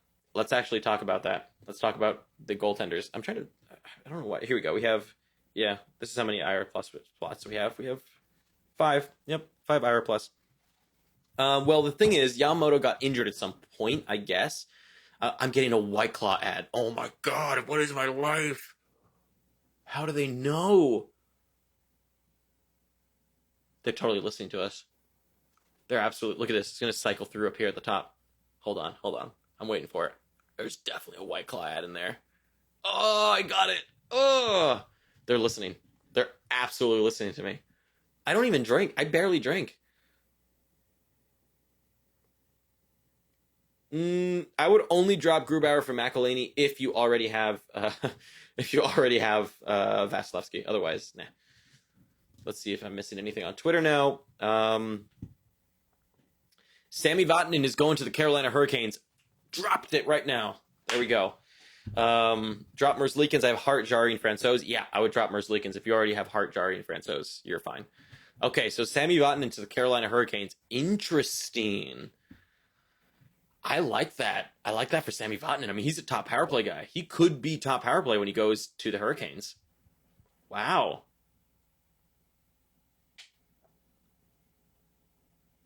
Wow. Okay, so that's interesting. I like that a lot. I'm trying to make sure I didn't miss anything else or just kind of things I heard about. So Vatanen, interesting. I like Vatanen a lot. What is this? What? Odd. Why Popeyes? Dude, don't go to Popeyes. Come on. Yeah, Yahoo does terrible targeted ads. I mean, they're good targeted ads normally, but they're very crazy. It's because Yahoo's owned by Verizon, though. So Verizon has a lot of power, and they know a lot of things.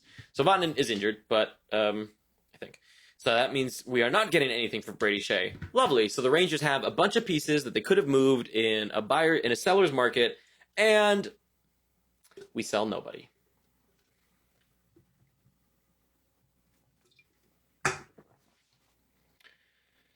God, the Rangers make me mad.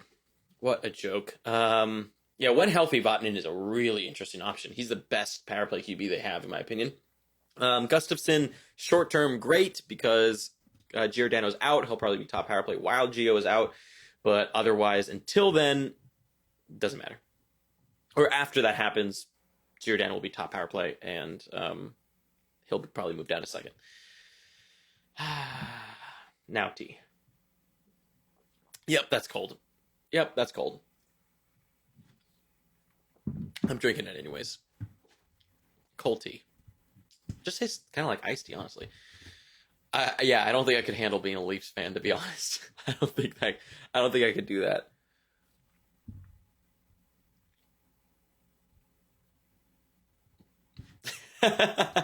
Brandon, I don't care how many 17-year-old pictures of me you can find. There will never be one of me drinking a White Claw. Amazing.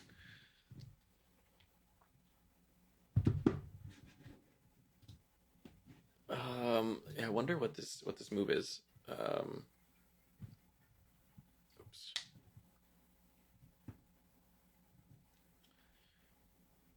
I mean, Vatanen must be close if they're trading Vatanen. If Carolina's trading for Vatanen. I don't think you trade for Vatanen if you know he's super injured and isn't coming back. Yeah, Vatanen and putting him in your IR spot is pretty good. I think it slides Corpy, personally. Personally think it slides Korpisalo. I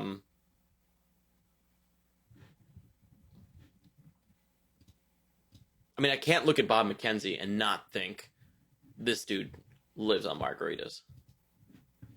Look at that. God. Brady Tkachuk does have one of the most punchable faces in all of hockey. I agree with that, Brandon.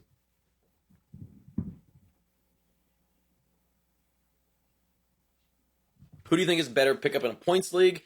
Nurse, Anthony Ciu, Foligno, Eberle. I have Barzal and Yamamoto. I mean, depends how competitive you are. I think if you are trying to be, so it depends. I think if you're competitive and you need to make playoffs. Like if you're towards the bottom, need to make playoffs right now, and you're battling, I would take a guy like Foligno, because Foligno has the best odds at making the playoffs. Or not making it. What am I saying? Foligno has the best schedule this week. I'm reading a question and whatever. I would pick up Foligno for this week. He has the best schedule by far. After that, I'd probably go Eberle. After that, I would go Athanasiou personally. That's what I would do. Kreider was 7 years, $6.5 million. That was his. Marchand does have the most punchable face by far.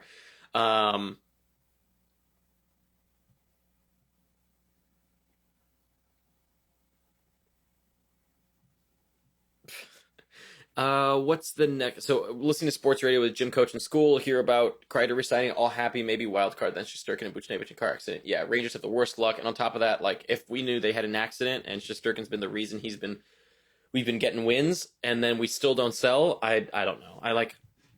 At this point, I assume that we screwed up and asked for too much, because, like, the Toffoli return was good. A lot of the returns were really solid. I think we just asked too much. People were clearly willing to give things up. I think we just asked too much, personally.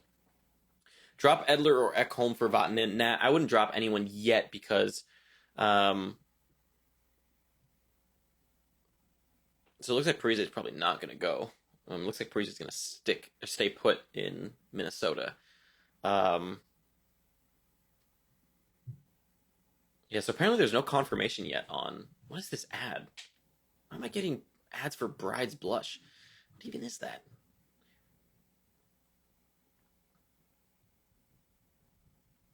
Them going back to 50-50 with Grice and Varlamov is interesting. A prospect and a pick for Vatanen, who's on IR. Come on. How did the Rangers not sell anybody this deadline? It's honestly a joke. Such a missed opportunity, in my opinion.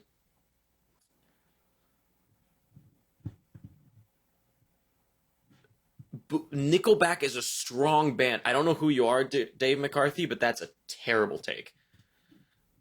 That's a terrible, terrible take.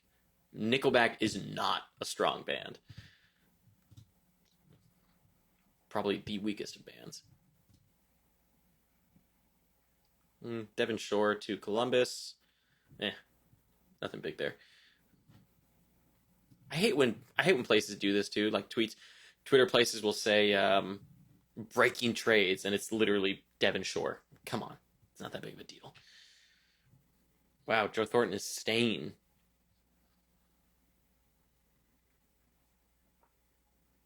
Mm, 4 minutes left.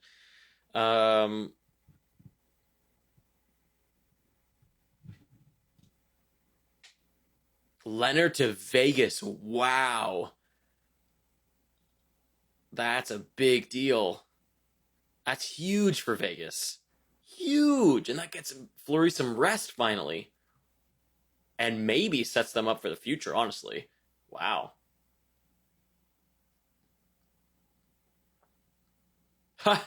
This is a funny tweet. Damn, great trade for the Oilers, especially because Ennis is above Drysdale, an evolving wild model for the Hart Trophy. That's amazing. Oh, wow. Leonard going to Vegas. That's a big deal. I like that a lot. He could get quite a few more starts, too. Damn.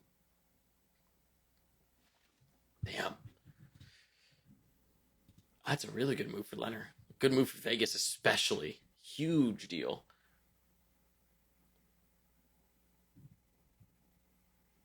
Yeah, Subban has been trash. Subban is trash. He's always been bad.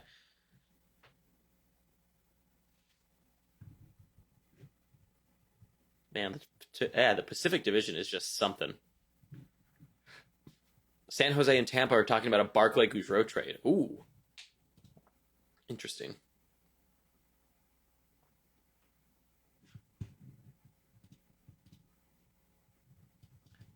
To be fair, I still like Fleury. I actually think this is better for Fleury because he's going to get majority starts, but he gets to rest. He doesn't get overplayed.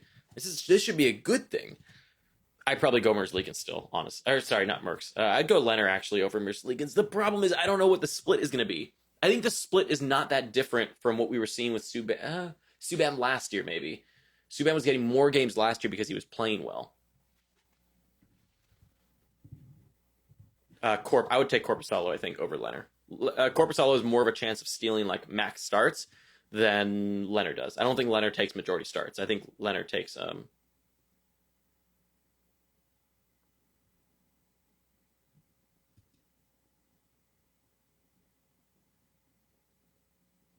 Yeah, I don't think Leonard takes majority starts in this. I think Leonard gets split time with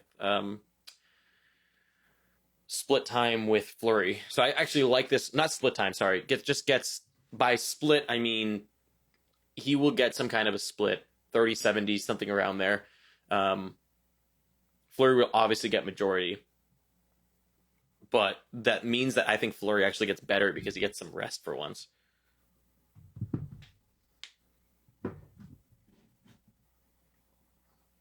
Yeah, I would rather have Merzlikins over Leonard right now, personally.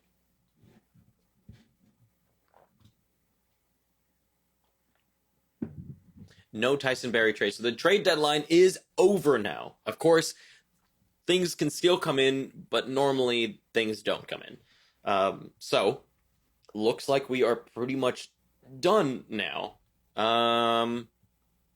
With I guess there's trickle trades, but I'm going to assume there's not really going to be any trickle trades. So here's what we'll do. Okay.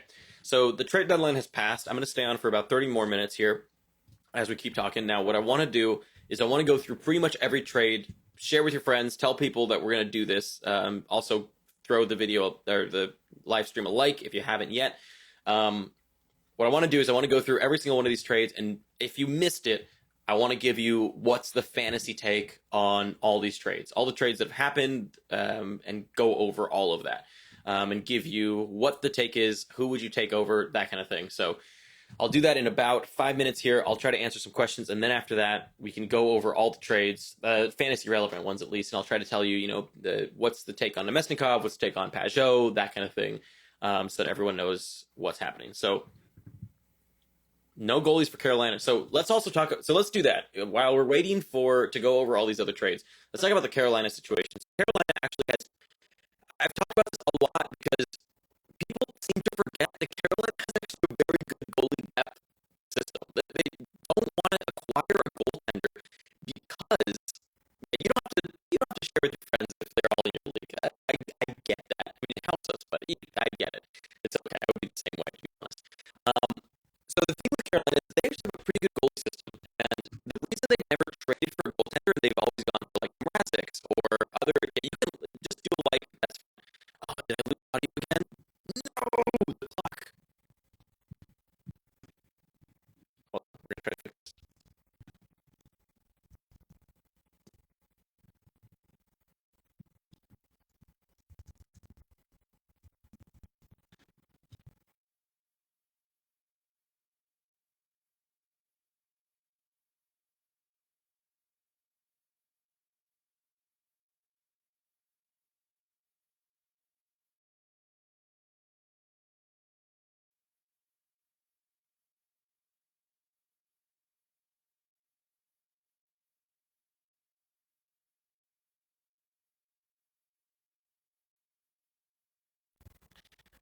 Maybe this fixes it. I'm not entirely sure. Let's see. Probably not, but we're gonna try anyways.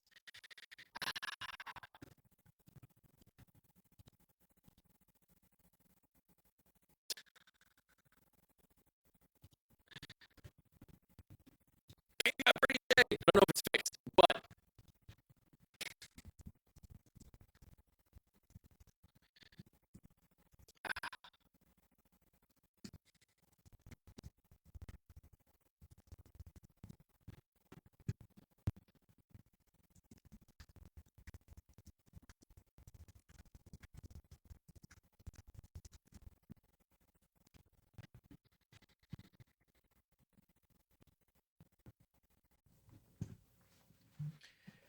okay, now audio should be better. I'm in the process of pulling up Chrome again so that I can get the Twitter stream, the Twitter feed, and everything set up.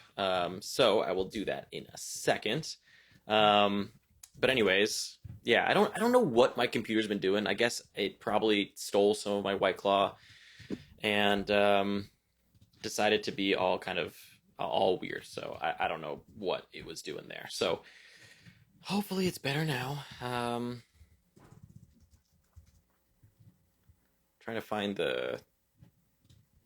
Trying to get to the live stream so I can see your guys' comments as well. Yeah, I don't know why I think it's because maybe I'm on the beta for Mac OS, and whenever it updates in the beta, weird things can happen sometimes.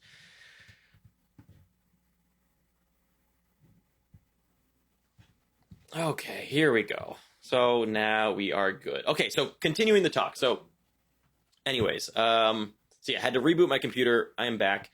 So yeah, Korpisalo over Leonard would be my take there. Let's pull up Twitter here really quick. And that can be in there. Let me just set this up again really quick so that there is enough room. Okay, there we go. Now there's Twitter. So anyways, I believe, what was I talking about? Someone want to remind me? I think I was talking about Carolina. Gaudreau to Tampa went. Okay, so let's catch up really quick here on the trades that happened.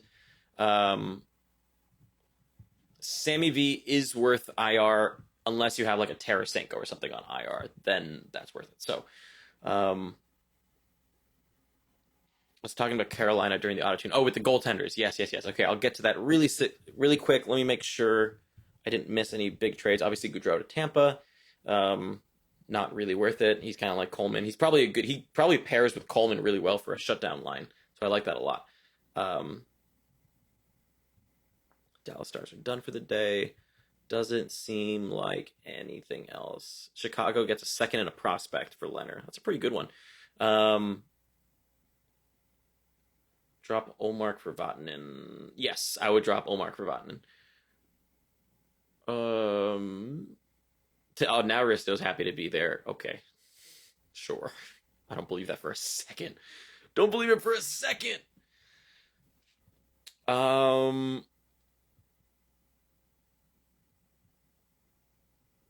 Okay, it doesn't seem like I missed too much here.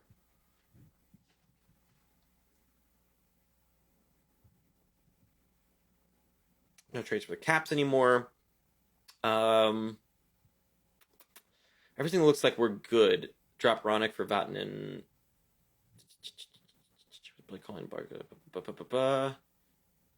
Yeah, I really like the Goudreau ad for them. Good shutdown line there. So anyways, we were talking about Carolina. So let's go back to the Carolina goaltender situation here. I'll do that, and then I'll go through all the trades. Coleman or Yamamoto? Yamamoto. Being offered Matthews for Hoffman and Pionk. Do I just run with that? I would probably rather have Matthews still, honestly. So let's go to Carolina here real quick. Can I just look up a team? No, it's probably easier to just go to team here. Teams. Oh, did Shea actually get traded? Did that actually happen? I thought people were screwing with me. If it did, it hasn't gone through yet, I suppose. So this is the thing. So they have Anton Forsberg, who's 27, not bad, played well when he was with Chicago. And then you have Alex Nedeljkovic, who's 24 in the future for Carolina. And the thing is, this is why everyone's always wondered, why is Carolina not traded for a goaltender? Why do they keep getting scrubs like Reimer and Mrazek? The whole reason for that is because they have Nedeljkovic, who's their future, and you don't want to jam the pipeline. That's entirely why. Kalen Booth is also pretty good. Helvig has not been terrible. And so yet you have three goalies here, even Anton Forsberg, if you needed to, who are young, and Mrazek's only 28. They have a pretty good pipeline, honestly, for goaltenders. And so that's why they don't trade for goaltenders, in my opinion. I think it would be foolish to go trade for some goaltender when you have a pipeline that you do. Bring up Nedeljkovic, see how it works. And Leonard would have been a good move. I agree with that. They still should have dealt for Leonard. He's a short-term option, not bad. But I'm curious to see how Nedeljkovic does now. I want to see how he does. I like him a lot. He looked really good. He won the Calder Cup last year with the Checkers. And so I'm curious to see how he does. And Anton Forsberg is probably going to be the backup here. He's a UFA at the end of the year. I doubt they keep him. And you see what's interesting, too, here is that Nedeljkovic's contract is up. He's an RFA right when Mrazek and Reimer is done. Right, so that's interesting. Yeah, I agree with Brandon. I think they should have gone for Leonard, but we'll see. So, anyways, so that's kind of the take on them. I actually like Nedeljkovic a lot. He's someone to watch. He hasn't been great this year, though, so I don't know if I'd rush to pick up Nedeljkovic, but he's really under the radar. People aren't paying attention. They don't know. They think, oh my god, they didn't make a trade for a goaltender, but they have the goaltenders they need. So Shea to, yes, we got a first round pick. Let's go. Something. At least something. I'm so happy. Thrasher is done for the day. That's pretty good. I like that. That's funny. What? That's not true. Goalie coach on cell phone. I walked into. No, they didn't trade. They didn't trade Markstrom. Come on. Nothing there. There better not be nothing there. I don't want him to move him. Yes, let's go. Hart or Korpisalo with Hart's road issues. I don't know how they got a first for Brady Shea. That's kind of insane. Probably age is it, I'd guess. I think he has a decently good contract too. Pretty sure. 5-5 with a modified no trade clause kicking in at some point. Wow, that's a great return. I don't know how they got a first for that. I mean, I guess it's age. That's it. He's still 25. I don't know. This is weird. It's also weird because Carolina has a lot of young defensemen, too. They have Jake Bean. They've got a lot of good players down in the minors. Pekka sends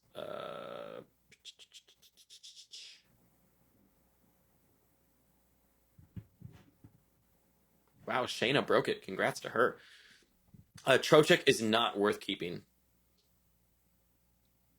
In my opinion. I don't think he's worth keeping. What? Malcolm Subban is going back? He's not a prospect. Dude, what?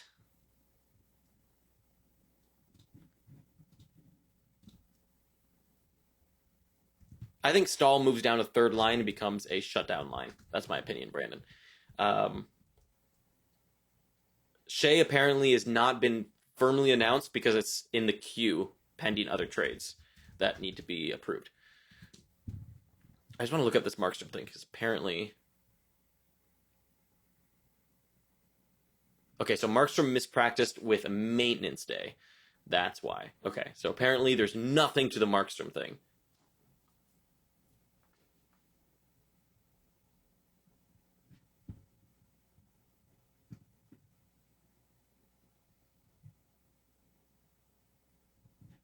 Yeah, it doesn't matter, but I mean, I'd rather have... It still means he's not going to get that many points. Yeah, Markstrom's not getting traded. But there was something about him being out.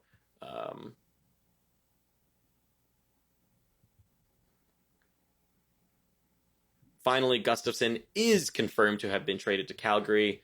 Still awaiting the trade call. So apparently there's a long queue for these trades at the NHL. Oh, look, a koala. Hello.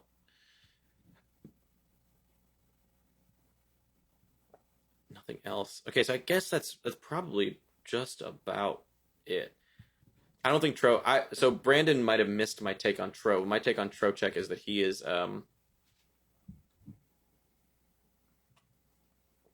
Adam, I'd probably drop Pearson in your situation.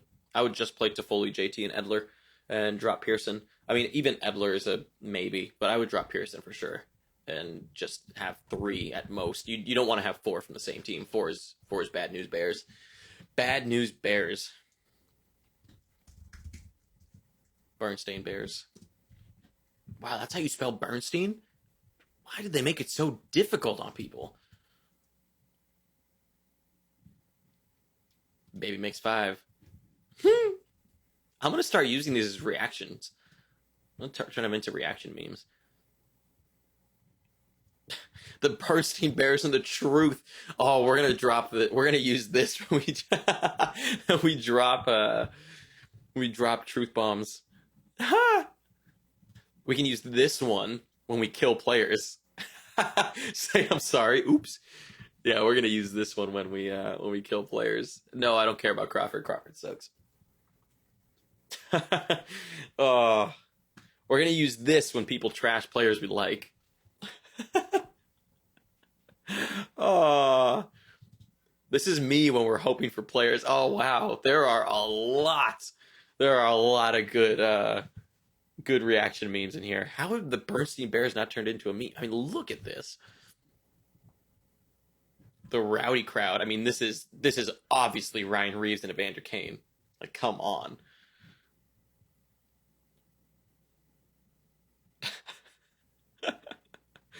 Wow. This is pretty funny. Too much junk food is going to be the Leafs when people pick up Leaf players too quickly. Okay, enough of that. That was an unnecessary tangent. Pick 2 for keepers: Hellebuck, Saros, Hart, Hellebuck, and Hart. Muzzin extended. Sure, I guess. Meh. I just want to say that going over Bernstein Bears memes actually gained us viewers, so I'm going to do that more often. I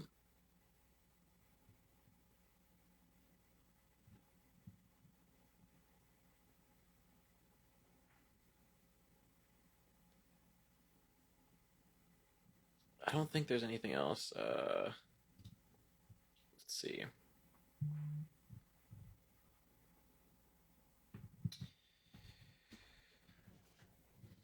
Looks like a lot of teams are done for the day.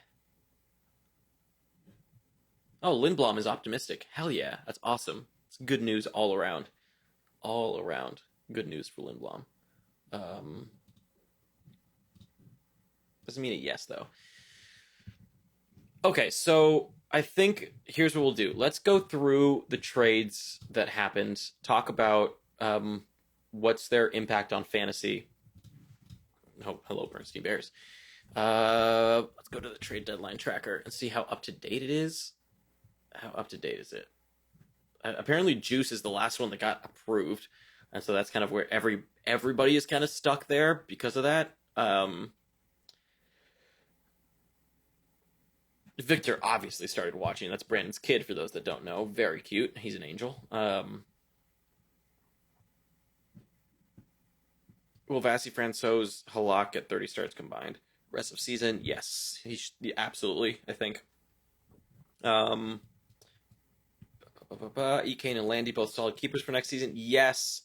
Hey, can you shout out my friend Mike Hawk? Yes, I can. I don't know who Mike Hawk is, but hello, Mike Hawk. What's up? Yeah, I don't know who Mike Hawk is, but hello, Mike Hawk. How are you doing? Good name, actually. So, and then Rick James here. What's your take on Perron? Should I see what I can get for him or wait and hope he gets reunited with O'Reilly? Weekly locks and Blues play 3 times a week, 2 out of 3 playoffs, and I have a bye in the first. Yeah, Borieski's probably out long term. It seems like, at least. Like, not worth waiting for, at least.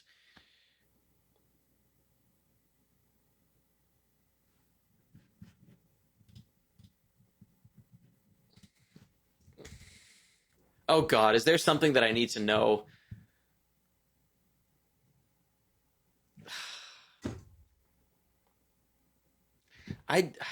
Man. Yep, I got got. Yep, got. I don't, there's a whole thing. So there's a whole, wow. So I don't really know pop culture references. It's like a running thing.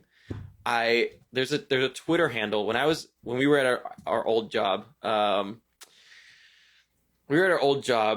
was a, what is it? Yeah.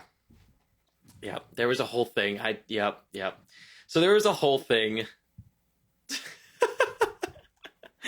I'm gonna see what this account is. I don't remember. I think it was something like this. I'm gonna find this really quick. So I don't know pop culture references at all. And I'm trying to find. There was one called like Gamby Never Heard. I don't know what it was called though. Damn it! There was just a bunch of things. I mean, Brandon can put in the chat all the things I didn't know. I didn't know Seinfeld. What else did I not know? I mean, it was bad. It's a pretty, I mean, look, I get it's not a pop culture reference, but it goes along those same lines of things that, like, Gamby doesn't know about. It's exactly along those same exact lines. Brandon is so disappointed in me. Whatever. That's, got. Yep, you are digging a hole. I am digging a hole. Okay, let's go through the trades. I'm fine with getting got. It's happened to me many a time. It is very deep. How will you ever get out? I mean, I'm gonna dig, I guess. I'm very much a pure soul. Yes, I am. I've been told that before too. It's not necessarily always a great thing. I am American, but I'm also, I didn't say it so many times. I did. I am American, but also Mexican. I grew up in a very Mexican household, so that's why I don't know many things, I guess. That's my excuse, at least. I know I don't look Mexican, but I am. Yeah, where's that picture of Brandon? Can I pull that up again really quick? Is that good? is that gonna save me from what I just did? Oh, God. Anyways, let's go over these trades. Have any new trade calls come through? There's still not official trade calls. This is ridiculous. Not butthurt at all. I take all these things. Brandon is also American, technically actually born in Canada. Great name. Yeah, I mean, I went all in. I like I had no idea and went all in. Um, yeah. No Seinfeld. Yeah, didn't know Seinfeld. I'm trying to remember. Brandon, you can put in there what are the things I didn't know if you remember from Gambi Never Heard. I don't remember the Twitter account. We had a Twitter account that coworkers kept running um, for me because there were so many things that there was enough to make a Twitter account about. Um, and I don't remember what it was. I don't remember what the account was. Sorry, folks, but I wish I could find it because honestly, it would be pretty good. I do need a pop culture interview. Oh, I didn't know. What's that movie? This is gonna be again digging myself a hole, but the movie from Adam Sandler. I still haven't watched it. Um, I don't know. There was just so many. You could probably like put in the comments a bunch of pop culture references, and I have no. I'd be like, yep, nope, don't know it, don't know it, don't know it. Happens quite a bit. Okay, so let's go over these trades and talk about their fan for people who are new to the stream or missed maybe when I talked about certain players. Let's go over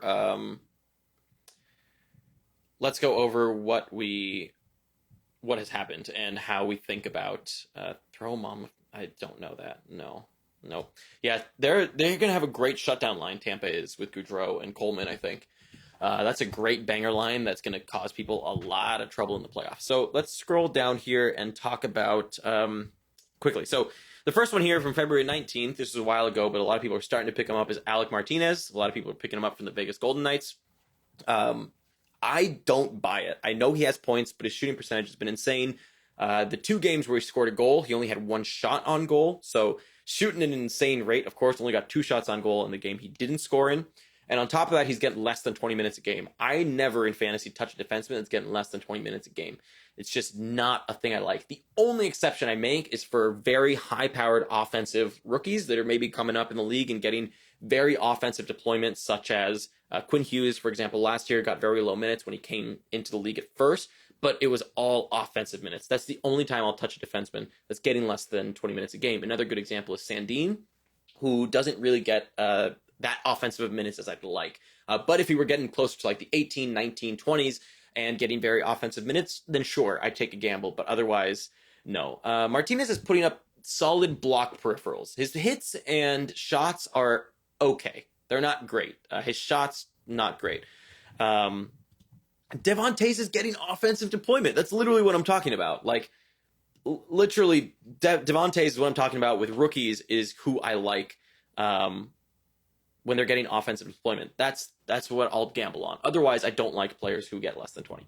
Okay, the next one here to talk about Max Veronneau. I actually like Veronneau quite a bit from Ottawa, but I don't think that actually matters. I like Yandel. Yandel is another great example. Even Dahlin. Dahlin is getting sometimes less than 20 minutes, but it's super, super high offensive deployment. Wait, Domingue to Vancouver. Why? Is that maybe an expansion draft move? Potentially?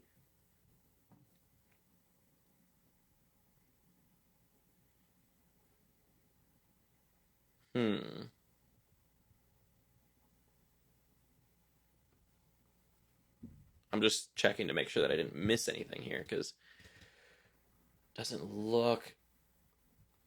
Oh, sources tells me. Oh crap, this is big. Sources tell me Canucks trading for Louis Domingue is because of concerns over a knee problem for Jacob Markstrom. What? Did I just lose Markstrom too? Oh, come on. Wow. Damn. That's crazy. That sucks. That's not good.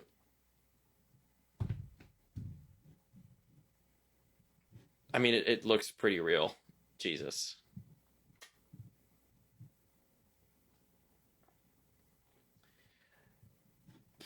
That would suck. I'm trying to figure out if this is real or not.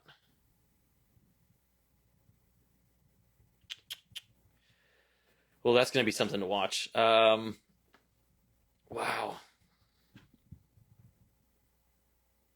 That's going to suck if Markstrom actually is out long-term with a knee issue. He's playing so well, too. We kill another player. I just talked about how he was a favorite for the Vezina. That is a legit account. That is indeed a legit account. Crap. I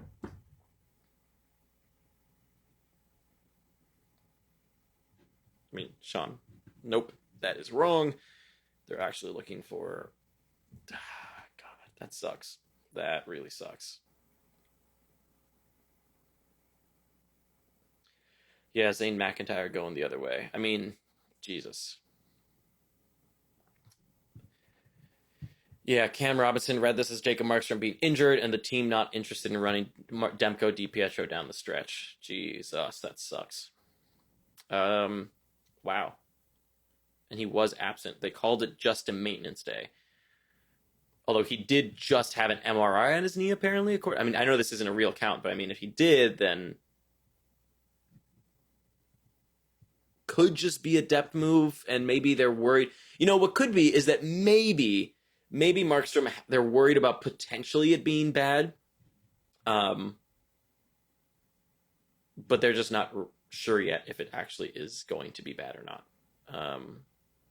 Wow. Anyways, okay, let's keep going through trades here.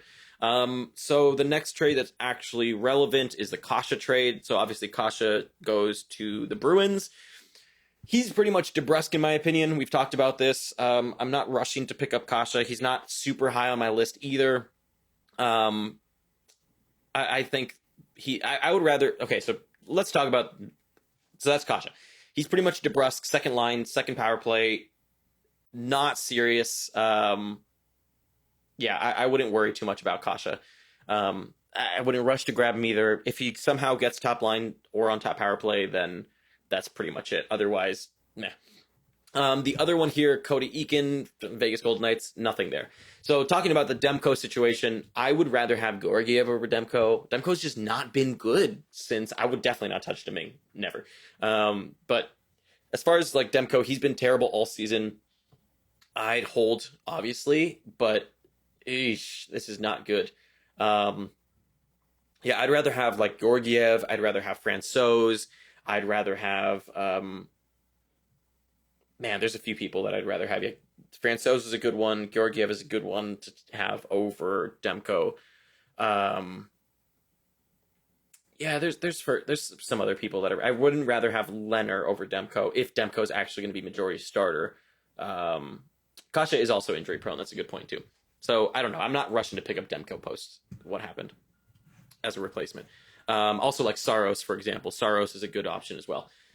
Okay, so Ilya Kovalchuk, who was traded yesterday for the Montreal Canadiens, not worth it. He's droppable in virtually every league at this point. I know Brandon has talked about a little bit that maybe he could get top line, but I just don't see it with how well Wilson has been playing. There's a non-zero chance it happens, but I'd say the chances of it happening are very, very slim.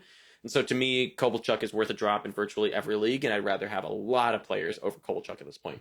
And he's also obviously not going to get top power play. And then as far as Mike Green is the next one. Edmonton Oilers traded for Mike Green from the Red Wings in exchange for Kyle Brodziak and a conditional fourth.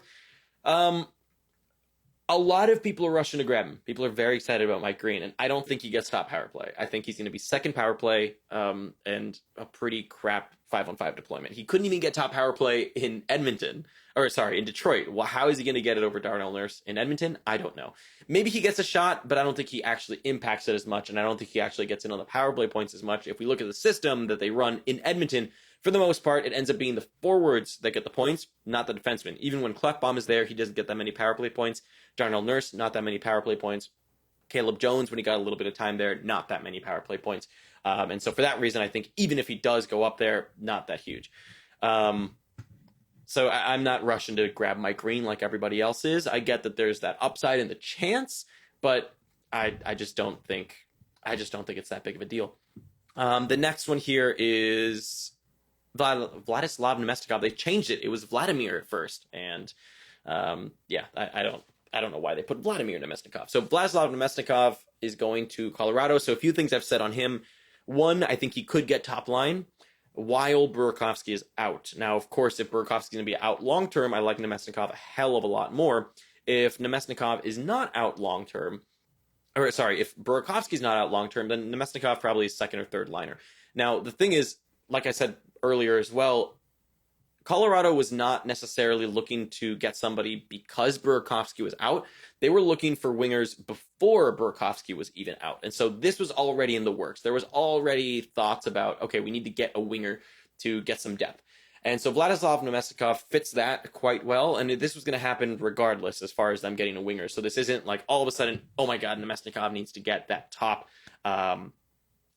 line spot, right? That's why they got him, because Burakovsky's out long term. We don't know how long Burakovsky's going to be out, and that's just something to pay attention to. If Burakovsky's out long term, then Nemesnikov is worth way more. If Burakovsky is not out long term, then his value decreases. And then there is the New York Islanders, who acquired Jean-Gabriel Pajo for a 2020 first round, 2020 second round, and a conditional 2022 third rounder. Now, Pajo is a very, very defensive player. He is not an offensive player. I get he was producing points on the Ottawa Senators, but that's because he had to. It's kind of like Coleman on the New Jersey Devils. He is first and foremost a defensive player, but because the team was so bad, he had to be a little bit more offensive with the offensive zone starts that he was getting, which were super defensive. And so when you look at an Islanders team, which is much more defensive than the Ottawa Senators, actually, he's probably going to decrease a ton in production, like a lot.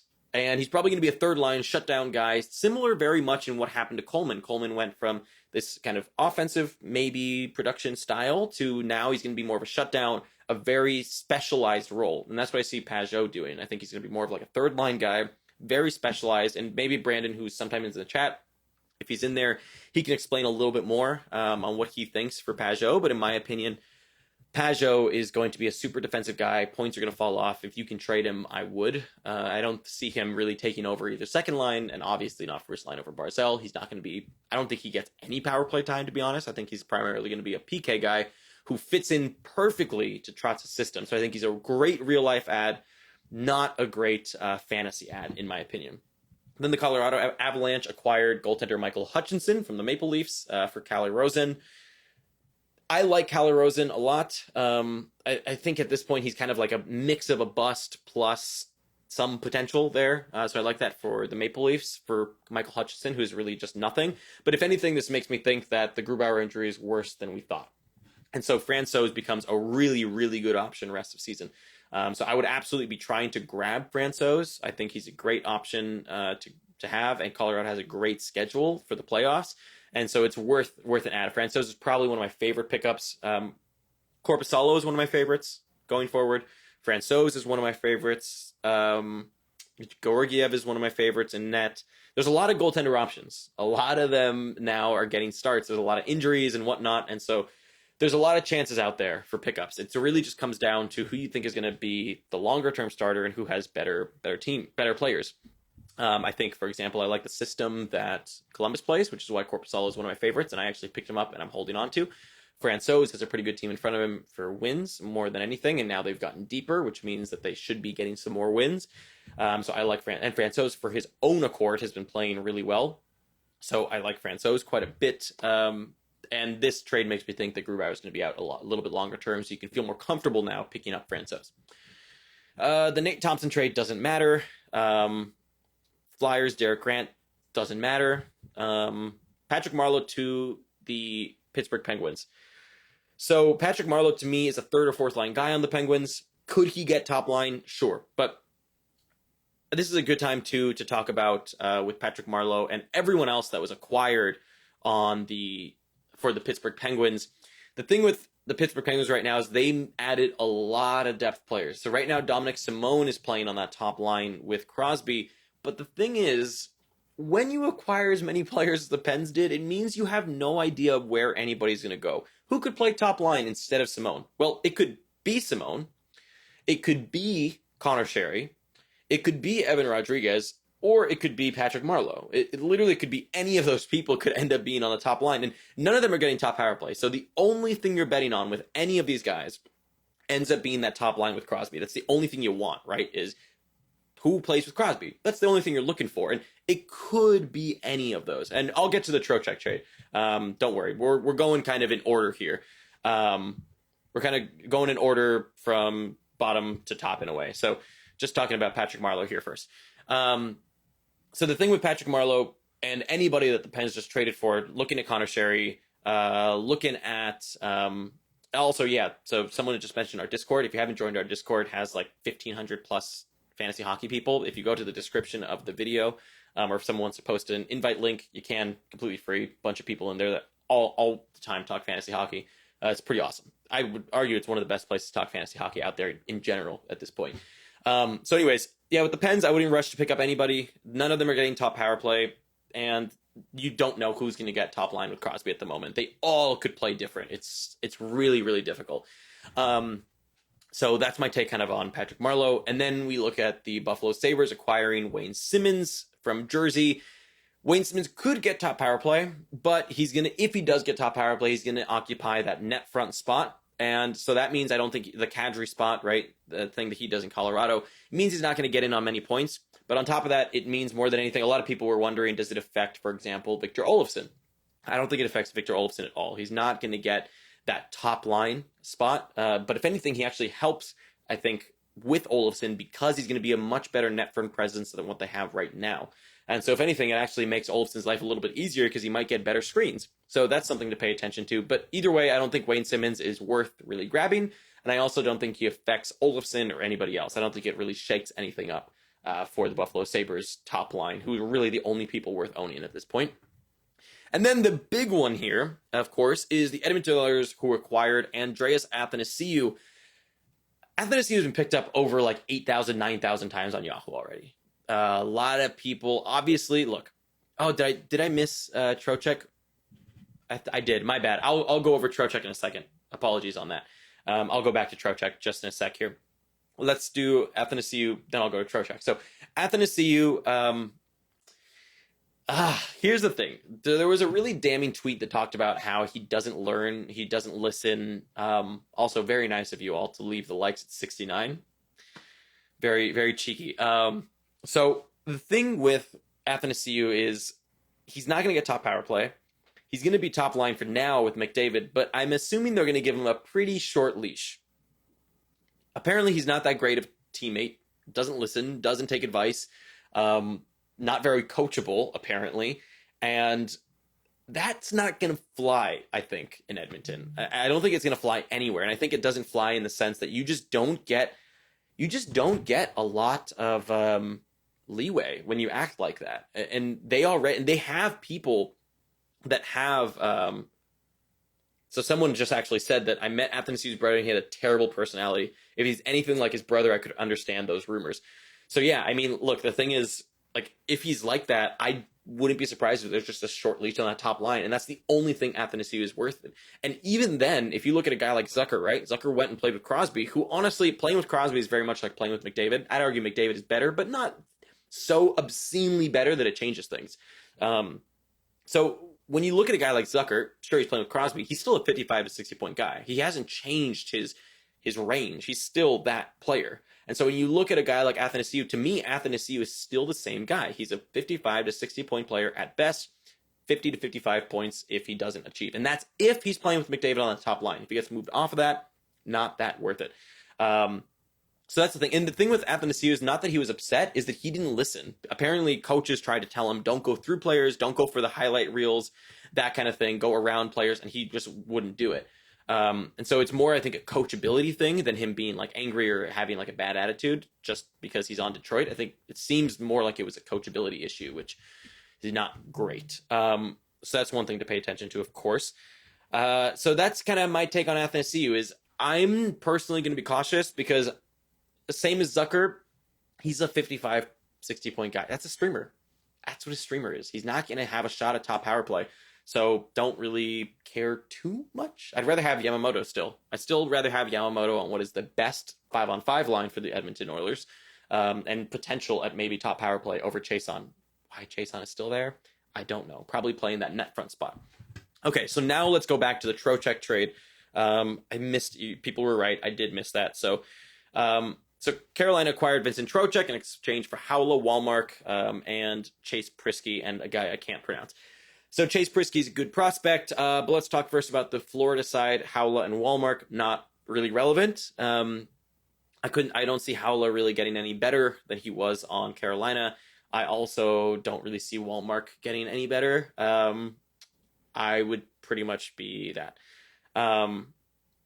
So because Cassian was on a 45-50 point pace with McDavid, doesn't necessarily mean that Athanasiou is going to be better than that. It actually, to me, means, okay, he's probably going to be around what he is. Because there's just a lot of...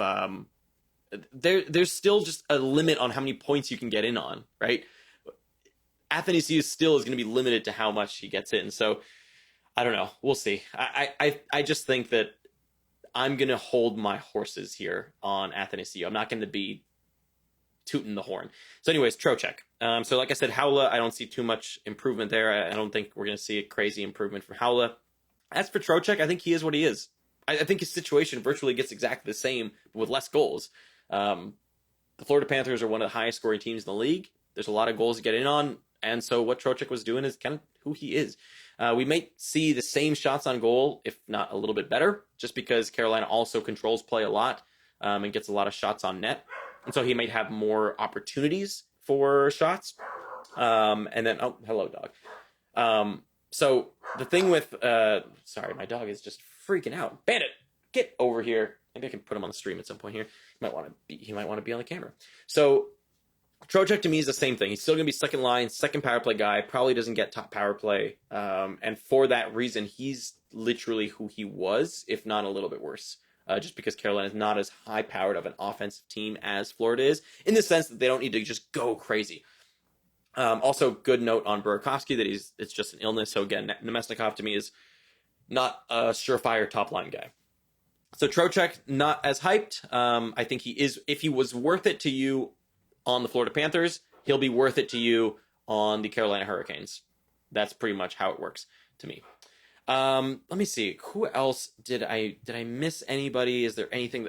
Eric Gustafson to Calgary. Right now, he's worth it.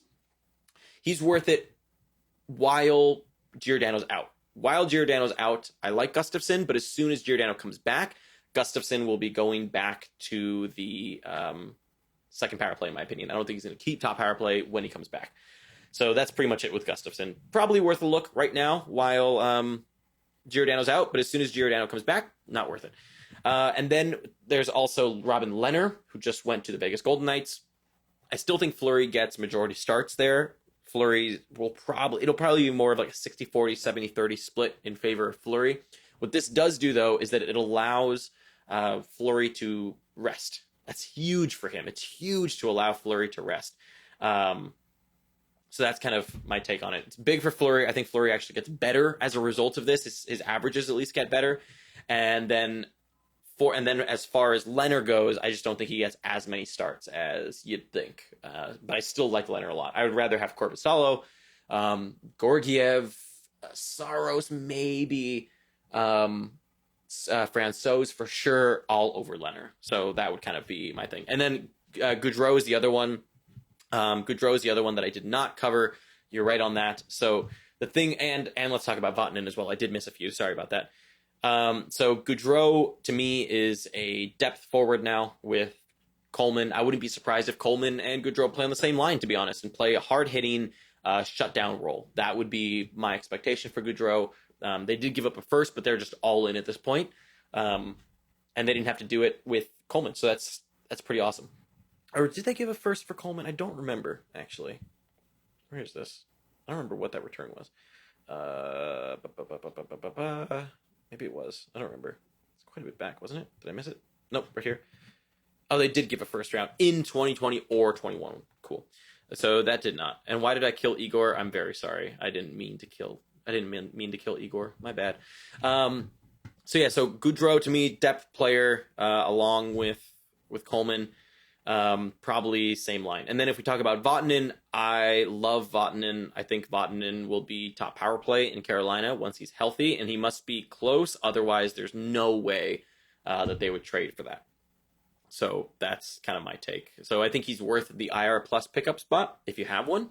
Why not? And also, I think someone said they liked the shirt. Thank you. Actually, surprisingly, it's from Hollister. I don't ever shop at Hollister, but they actually have some good flower, like floral, what are these again? Button-up shirts, if you like that. So, surprisingly. And I got it on Poshmark. I get almost all my clothes used. It's so much cheaper, and you don't contribute to the whole fast fashion thing.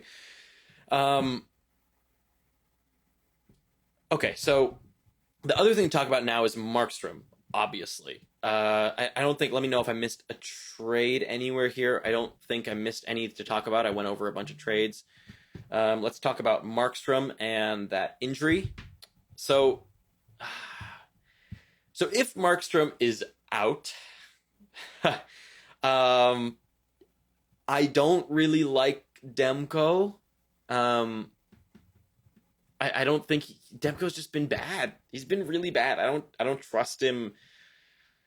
I don't trust him to get it done personally. I just don't see it. I think that what I would do is I'd probably try to target more of like a Francouz, target a Saros, target a that's what I would personally do. And I actually have Markstrom, so while we're talking about this, we can look at who's out there. But there's a lot of replacement options for Markstrom right now. There's, like I said, my favorites: Francouz, Saros, Georgiev. There's a lot of those options out there. Now let's see. Screw Deming. I am never touching Deming in my life. That would be. Oh, and that's a good question, Lauren. And I like Korpisalo a lot, for example. So let's actually grab. He's not till March 1st. Damn, that sucks. This is the wrong league. Oops. Hold on. This is the league I'm looking at. He's probably already owned, honestly, but I'm going to see.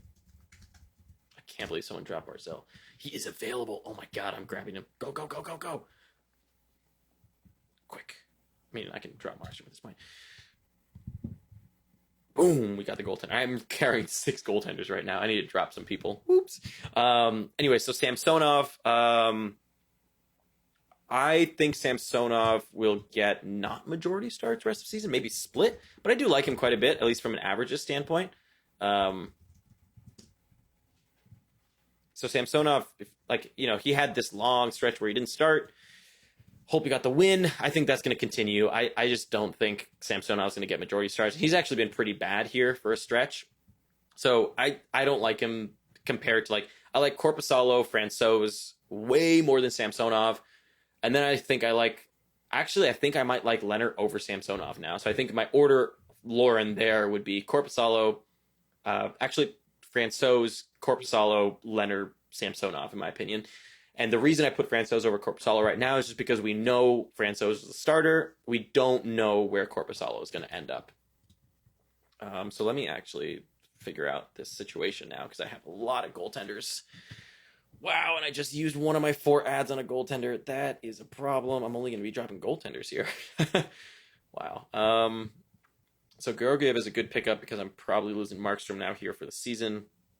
I'm going to keep Saros, and I'm going to keep Price. And I have a weird goaltender situation here now. I might be dropping Bob, to be honest.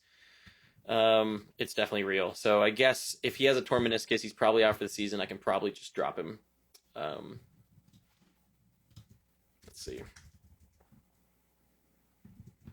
What's going to be happening in Columbus with Korpisalo and Elvis? So my assumption is that Korpisalo will get the chance to be the top person, the top starter. So I would assume that Korpisalo is actually the starter going forward. And then we'll see kind of Elvis get a chance. But people forget that Korpisalo was amazing before he went out. To the levels of Merzlikins. It was just before all this craziness, and so people just forgot, and he didn't get the shutouts. But his performance was unbelievable. So it looks like anywhere from 3 to 4 weeks with a knee injury for Markstrom. Well, my team is dead. Keep 3, Leonard, Elvis, Igor, and Murray. Francouz and Saros are available to pick up. Keep 3. I would go Francouz, Murray, Leonard, probably. Yeah, I'd probably go Francouz, Murray, Leonard in that, John.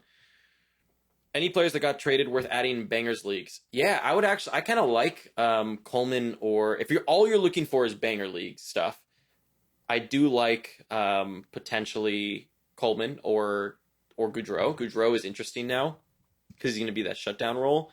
Um, Shea, I think he's a depth defenseman now. Like worse. I mean, if he wasn't worth it on the Rangers, I don't think he's going to be worth it for you on Carolina. I think it's very similar role, and that's pretty much it. Man, now I lost. Igor at least is IR. Oh, we only have IR plus slots. Damn. Yeah, hopefully you guys don't mind me setting my lines here. I'm trying to figure out what is going on here. I mean, now I have the problem of Giordano. I haven't seen any news on Borowiecki. I'm assuming he's out semi-long term at this point. It's kind of my assumption. So right now, Buchnevich is day-to-day. I only have... Oh, do I have 2 IR plus slots? I do. Yes. Oh, too many IR. I only have 1 IR plus. Damn it. Ugh. I mean, if Markstrom's going to be out 3 to 4 weeks, there's no way I'm playing him. Damn.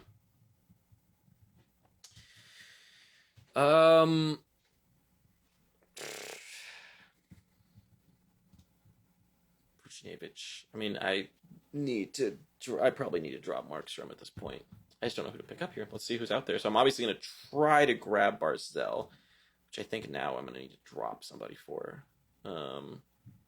He comes off the books tomorrow. 2 days from now. So I guess by then I will have... Yeah, so Kovalchuk trade will hurt his value. He's pretty much droppable in every league at this point. I wouldn't hold. Man.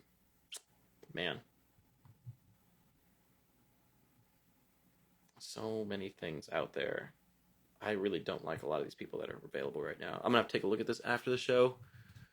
I mean, Barzell is obviously the best option, but...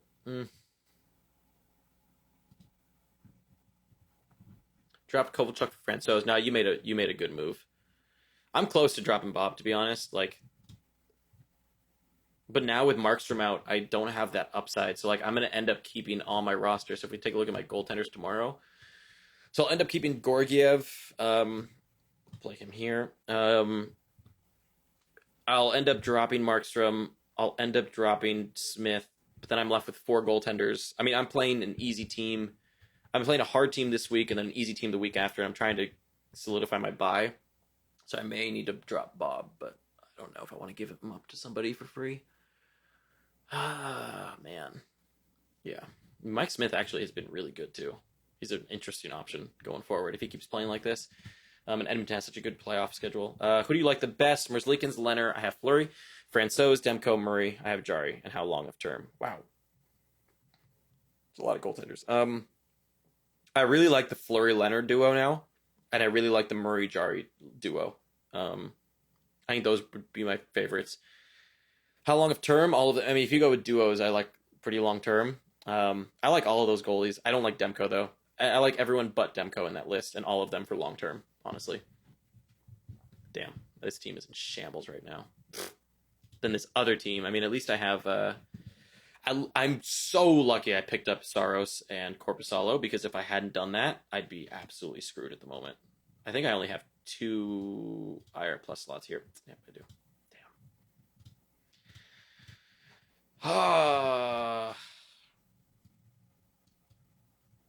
Yeah, I mean, I think the Leafs might have already been expecting kind of a first-round exit, to be honest. What's Howlett's ceiling for points? What's Howlett's ceiling for points next season if he holds on to second center? Yeah, I think Borgstrom will overtake him. I'm not huge. I don't know what to do with Bob. Me neither. I don't know. I mean, honestly, though, if you have Kemper and Bishop already, I would drop Bob, personally. I would drop Bob if you have Kemper and Bishop, and probably go Georgiev or Saros, personally. Is Vatanen going to be QB power play 1? Probably.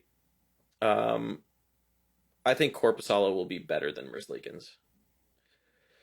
I've got Vasi, Holpe, Igor with one ad left. Do I go down to two goaltenders or grab a Hart, Grice, Korpisalo, Georgiev, Saros, Murray, Jari? What is your goalie situation? Like, what's your categories? Because that's important there. If AA gets top power play, that's an easy swap for Yamamoto. Absolutely. But I just don't know if he's going to. I don't know why they'd put him over Yamamoto. But yeah, if Athanasiou gets top power play, absolutely he's worth it. We don't know how long Gruber's out for, but I think it's going to be long term now. He's on IR. They acquired a goaltender. I think he's out quite a bit. Probably Gustafson gets top power play. That's what I'm assuming is going to happen. Which is actually, I was going to add him in this league because I have an empty defenseman slot. I could grab. Oh, he's already taken. Of course, there's a bunch of Hawks fans in this league. All my leagues. So these leagues that I'm looking at are all pretty competitive. Like they're all for money. So they're pretty big. So yeah, shots wins mostly. Vasi, Holtby with one ad left. I mean, you need volume. I'd go Georgiev, honestly, because Georgiev's going to get you the most shots against.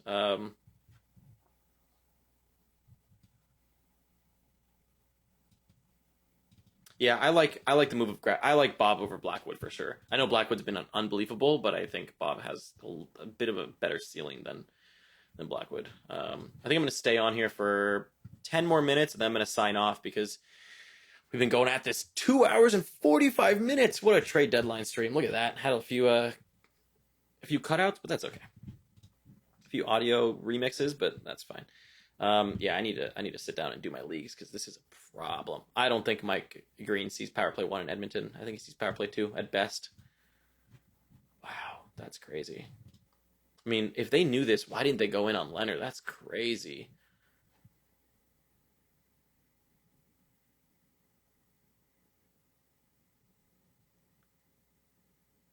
Yeah, this becomes tough for Vancouver.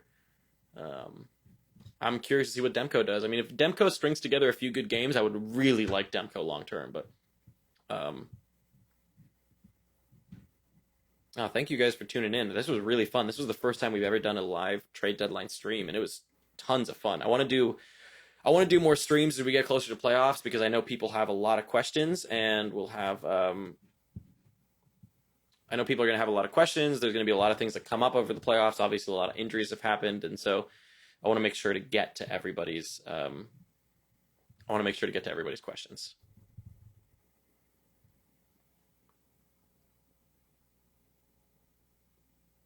So I'm a big fan of goalie duos if you're in averages league. Actually, almost any league, I'm a big fan of duos, personally, especially teams like the Pittsburgh Penguins or say the Vegas Golden Knights, because those duos are great teams in front of them, which is why I like duos on first. I would have liked, for example, Saros and Rene, but yeah, you gotta hope the trade puts a better team in front of Demko. But I mean, Demko, even with the team that he had, which was playing well, and Markstrom was doing well, like he did terrible. So I don't know. I mean, he hasn't been great ever since that concussion. That's my worry there. Trocheck is not a must pick up. No one's a must pick up. Nemesnikov is a good gamble, but Burakovsky is probably going to be back pretty soon. So I wouldn't be too big. I wouldn't be too huge on picking up Nemesnikov super quick. For example, here's the ads that happened today in my league. Right, so you can see that Sanford got dropped for Anders Lee, good move. Hyman for Athanasiou, good move. That's not a bad swap there. Nemesnikov got picked up for Kovalchuk, also not a bad move. And then I grabbed Georgiev. I was shocked. This is a really goalie-heavy league, so I'm glad I added Georgiev there. But these are the moves that were made in that league. So Daniel Sprong to Washington, meh. That's a good depth move, but not really important for...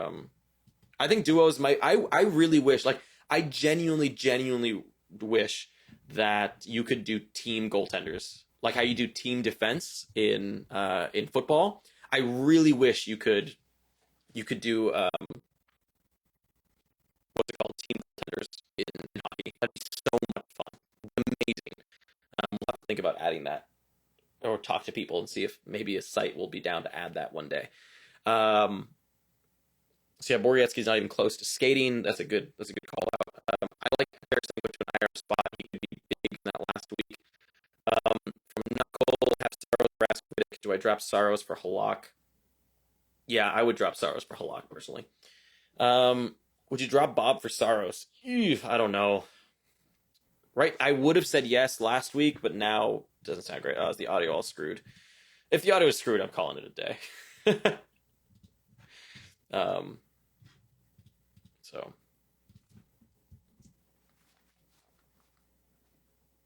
almost got screwed. Would you drop Merzlikins for Murray and run?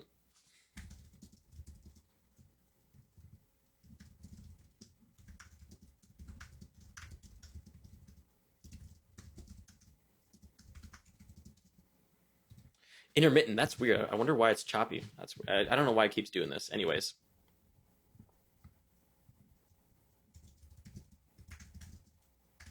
Oh, it's fine again now. Okay. I don't know why it's like going in and out and in and out.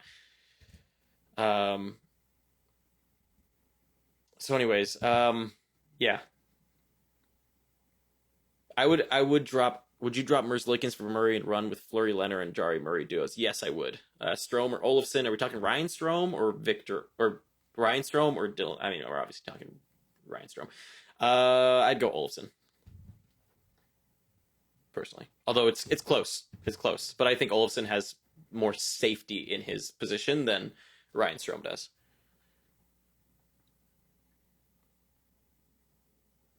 Kemper comes back. Should I drop Murray, Holtby, or Gibson? Gibson. Drop Gibson for Kemper. Keep Murray and Holtby.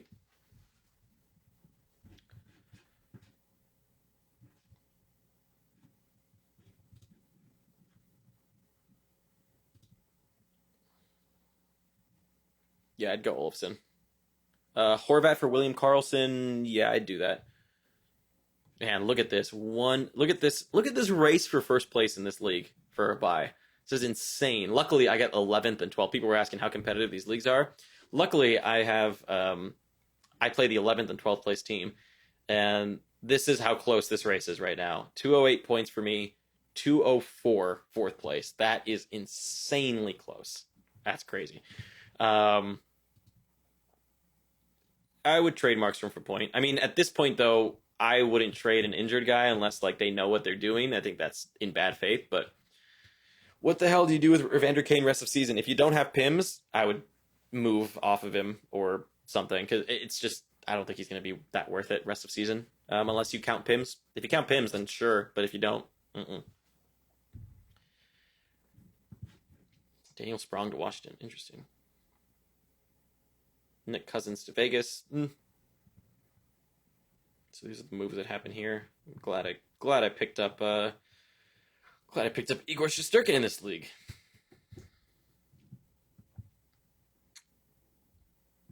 Should we put Bandit on the stream?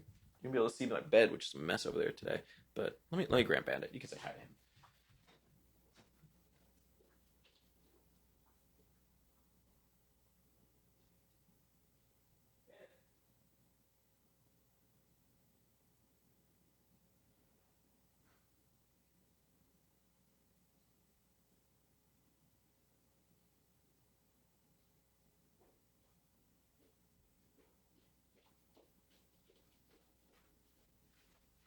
Ah!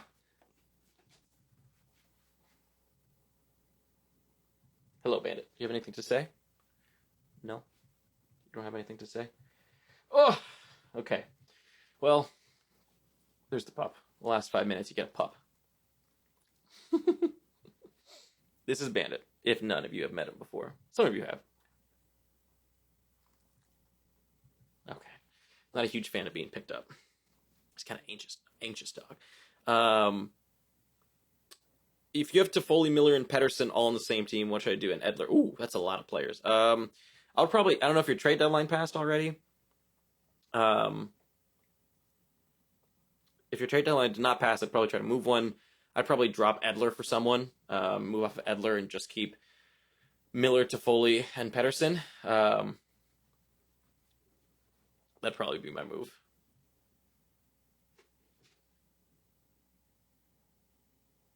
I like both cats and dogs. I think if you can pick up both, maybe it's worth it.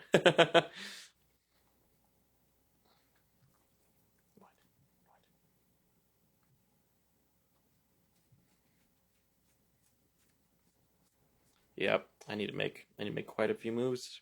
Yep. Do you like Blackwood this week? Size available. Yeah, I do. I'd probably go Georgiev over Blackwood though if he's out there.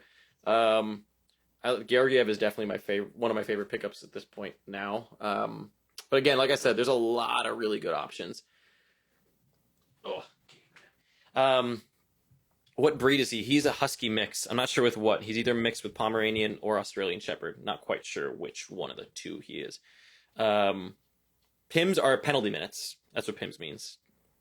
Vatanen value, he's fine. He's probably going to get top power play once Carolina is, once he's healthy. But I mean, I would put him on an IR plus slot if you have it. But I mean, there's so many injuries. I don't even know if anyone has IR plus slots anymore. Everyone is injured. It's crazy. I think we should. I think we should have. That's a great idea, Lauren. We'll have. I think we can do at the end of the season. We'll have Bandit and Victor both make their playoff predictions, and we'll see what happens. We'll do the whole like put a treat or something on one of the teams and see what they pick, or then have Victor choose, see what they do, and people can vote on which one will be more right, Bandit or Victor. That's a good idea.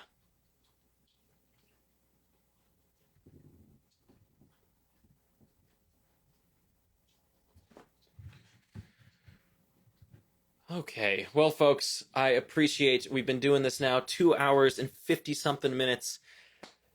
Sorry for the intermittent weird audio stuff. If you haven't already, subscribe to the channel, please. Throw the video a like before you leave. Would appreciate that a ton. Be sure to tune into other live streams. We're going to be doing more soon. Join the Discord if you haven't already. And other than that, thank you so much for tuning in. Let me get these last questions, and then I'm going to check out here. What is Gibson's keeper value? Have him and Bob. I still like him as a keeper. I just don't think he's worth it this year. At the same time, I don't know. Winner of the trade deadline fantasy-wise, I'd say the biggest winner is probably Toffoli, honestly. Toffoli is probably the biggest winner from a fantasy perspective. There's a lot of losers this year, though, to be honest. Malkin or Matthews for the rest of the season? Wow, that's a tough one. I mean, if you need the peripherals, I'd probably go Malkin. I'd probably go Malkin, and then Matthews. That's tough, though. Man, tough. Also glad I was able to make people unproductive at work. That's a lot of fun. I want to do, maybe we'll do some more of these like midday streams, since I've been working at home recently, which is great. Thanks so much for tuning in. Seriously, won't delete it. If you do want to go back and watch it, it'll be available on the channel, so you can go back and watch it there. So thanks so much for watching. I will catch you next time. And Brandon also says thank you.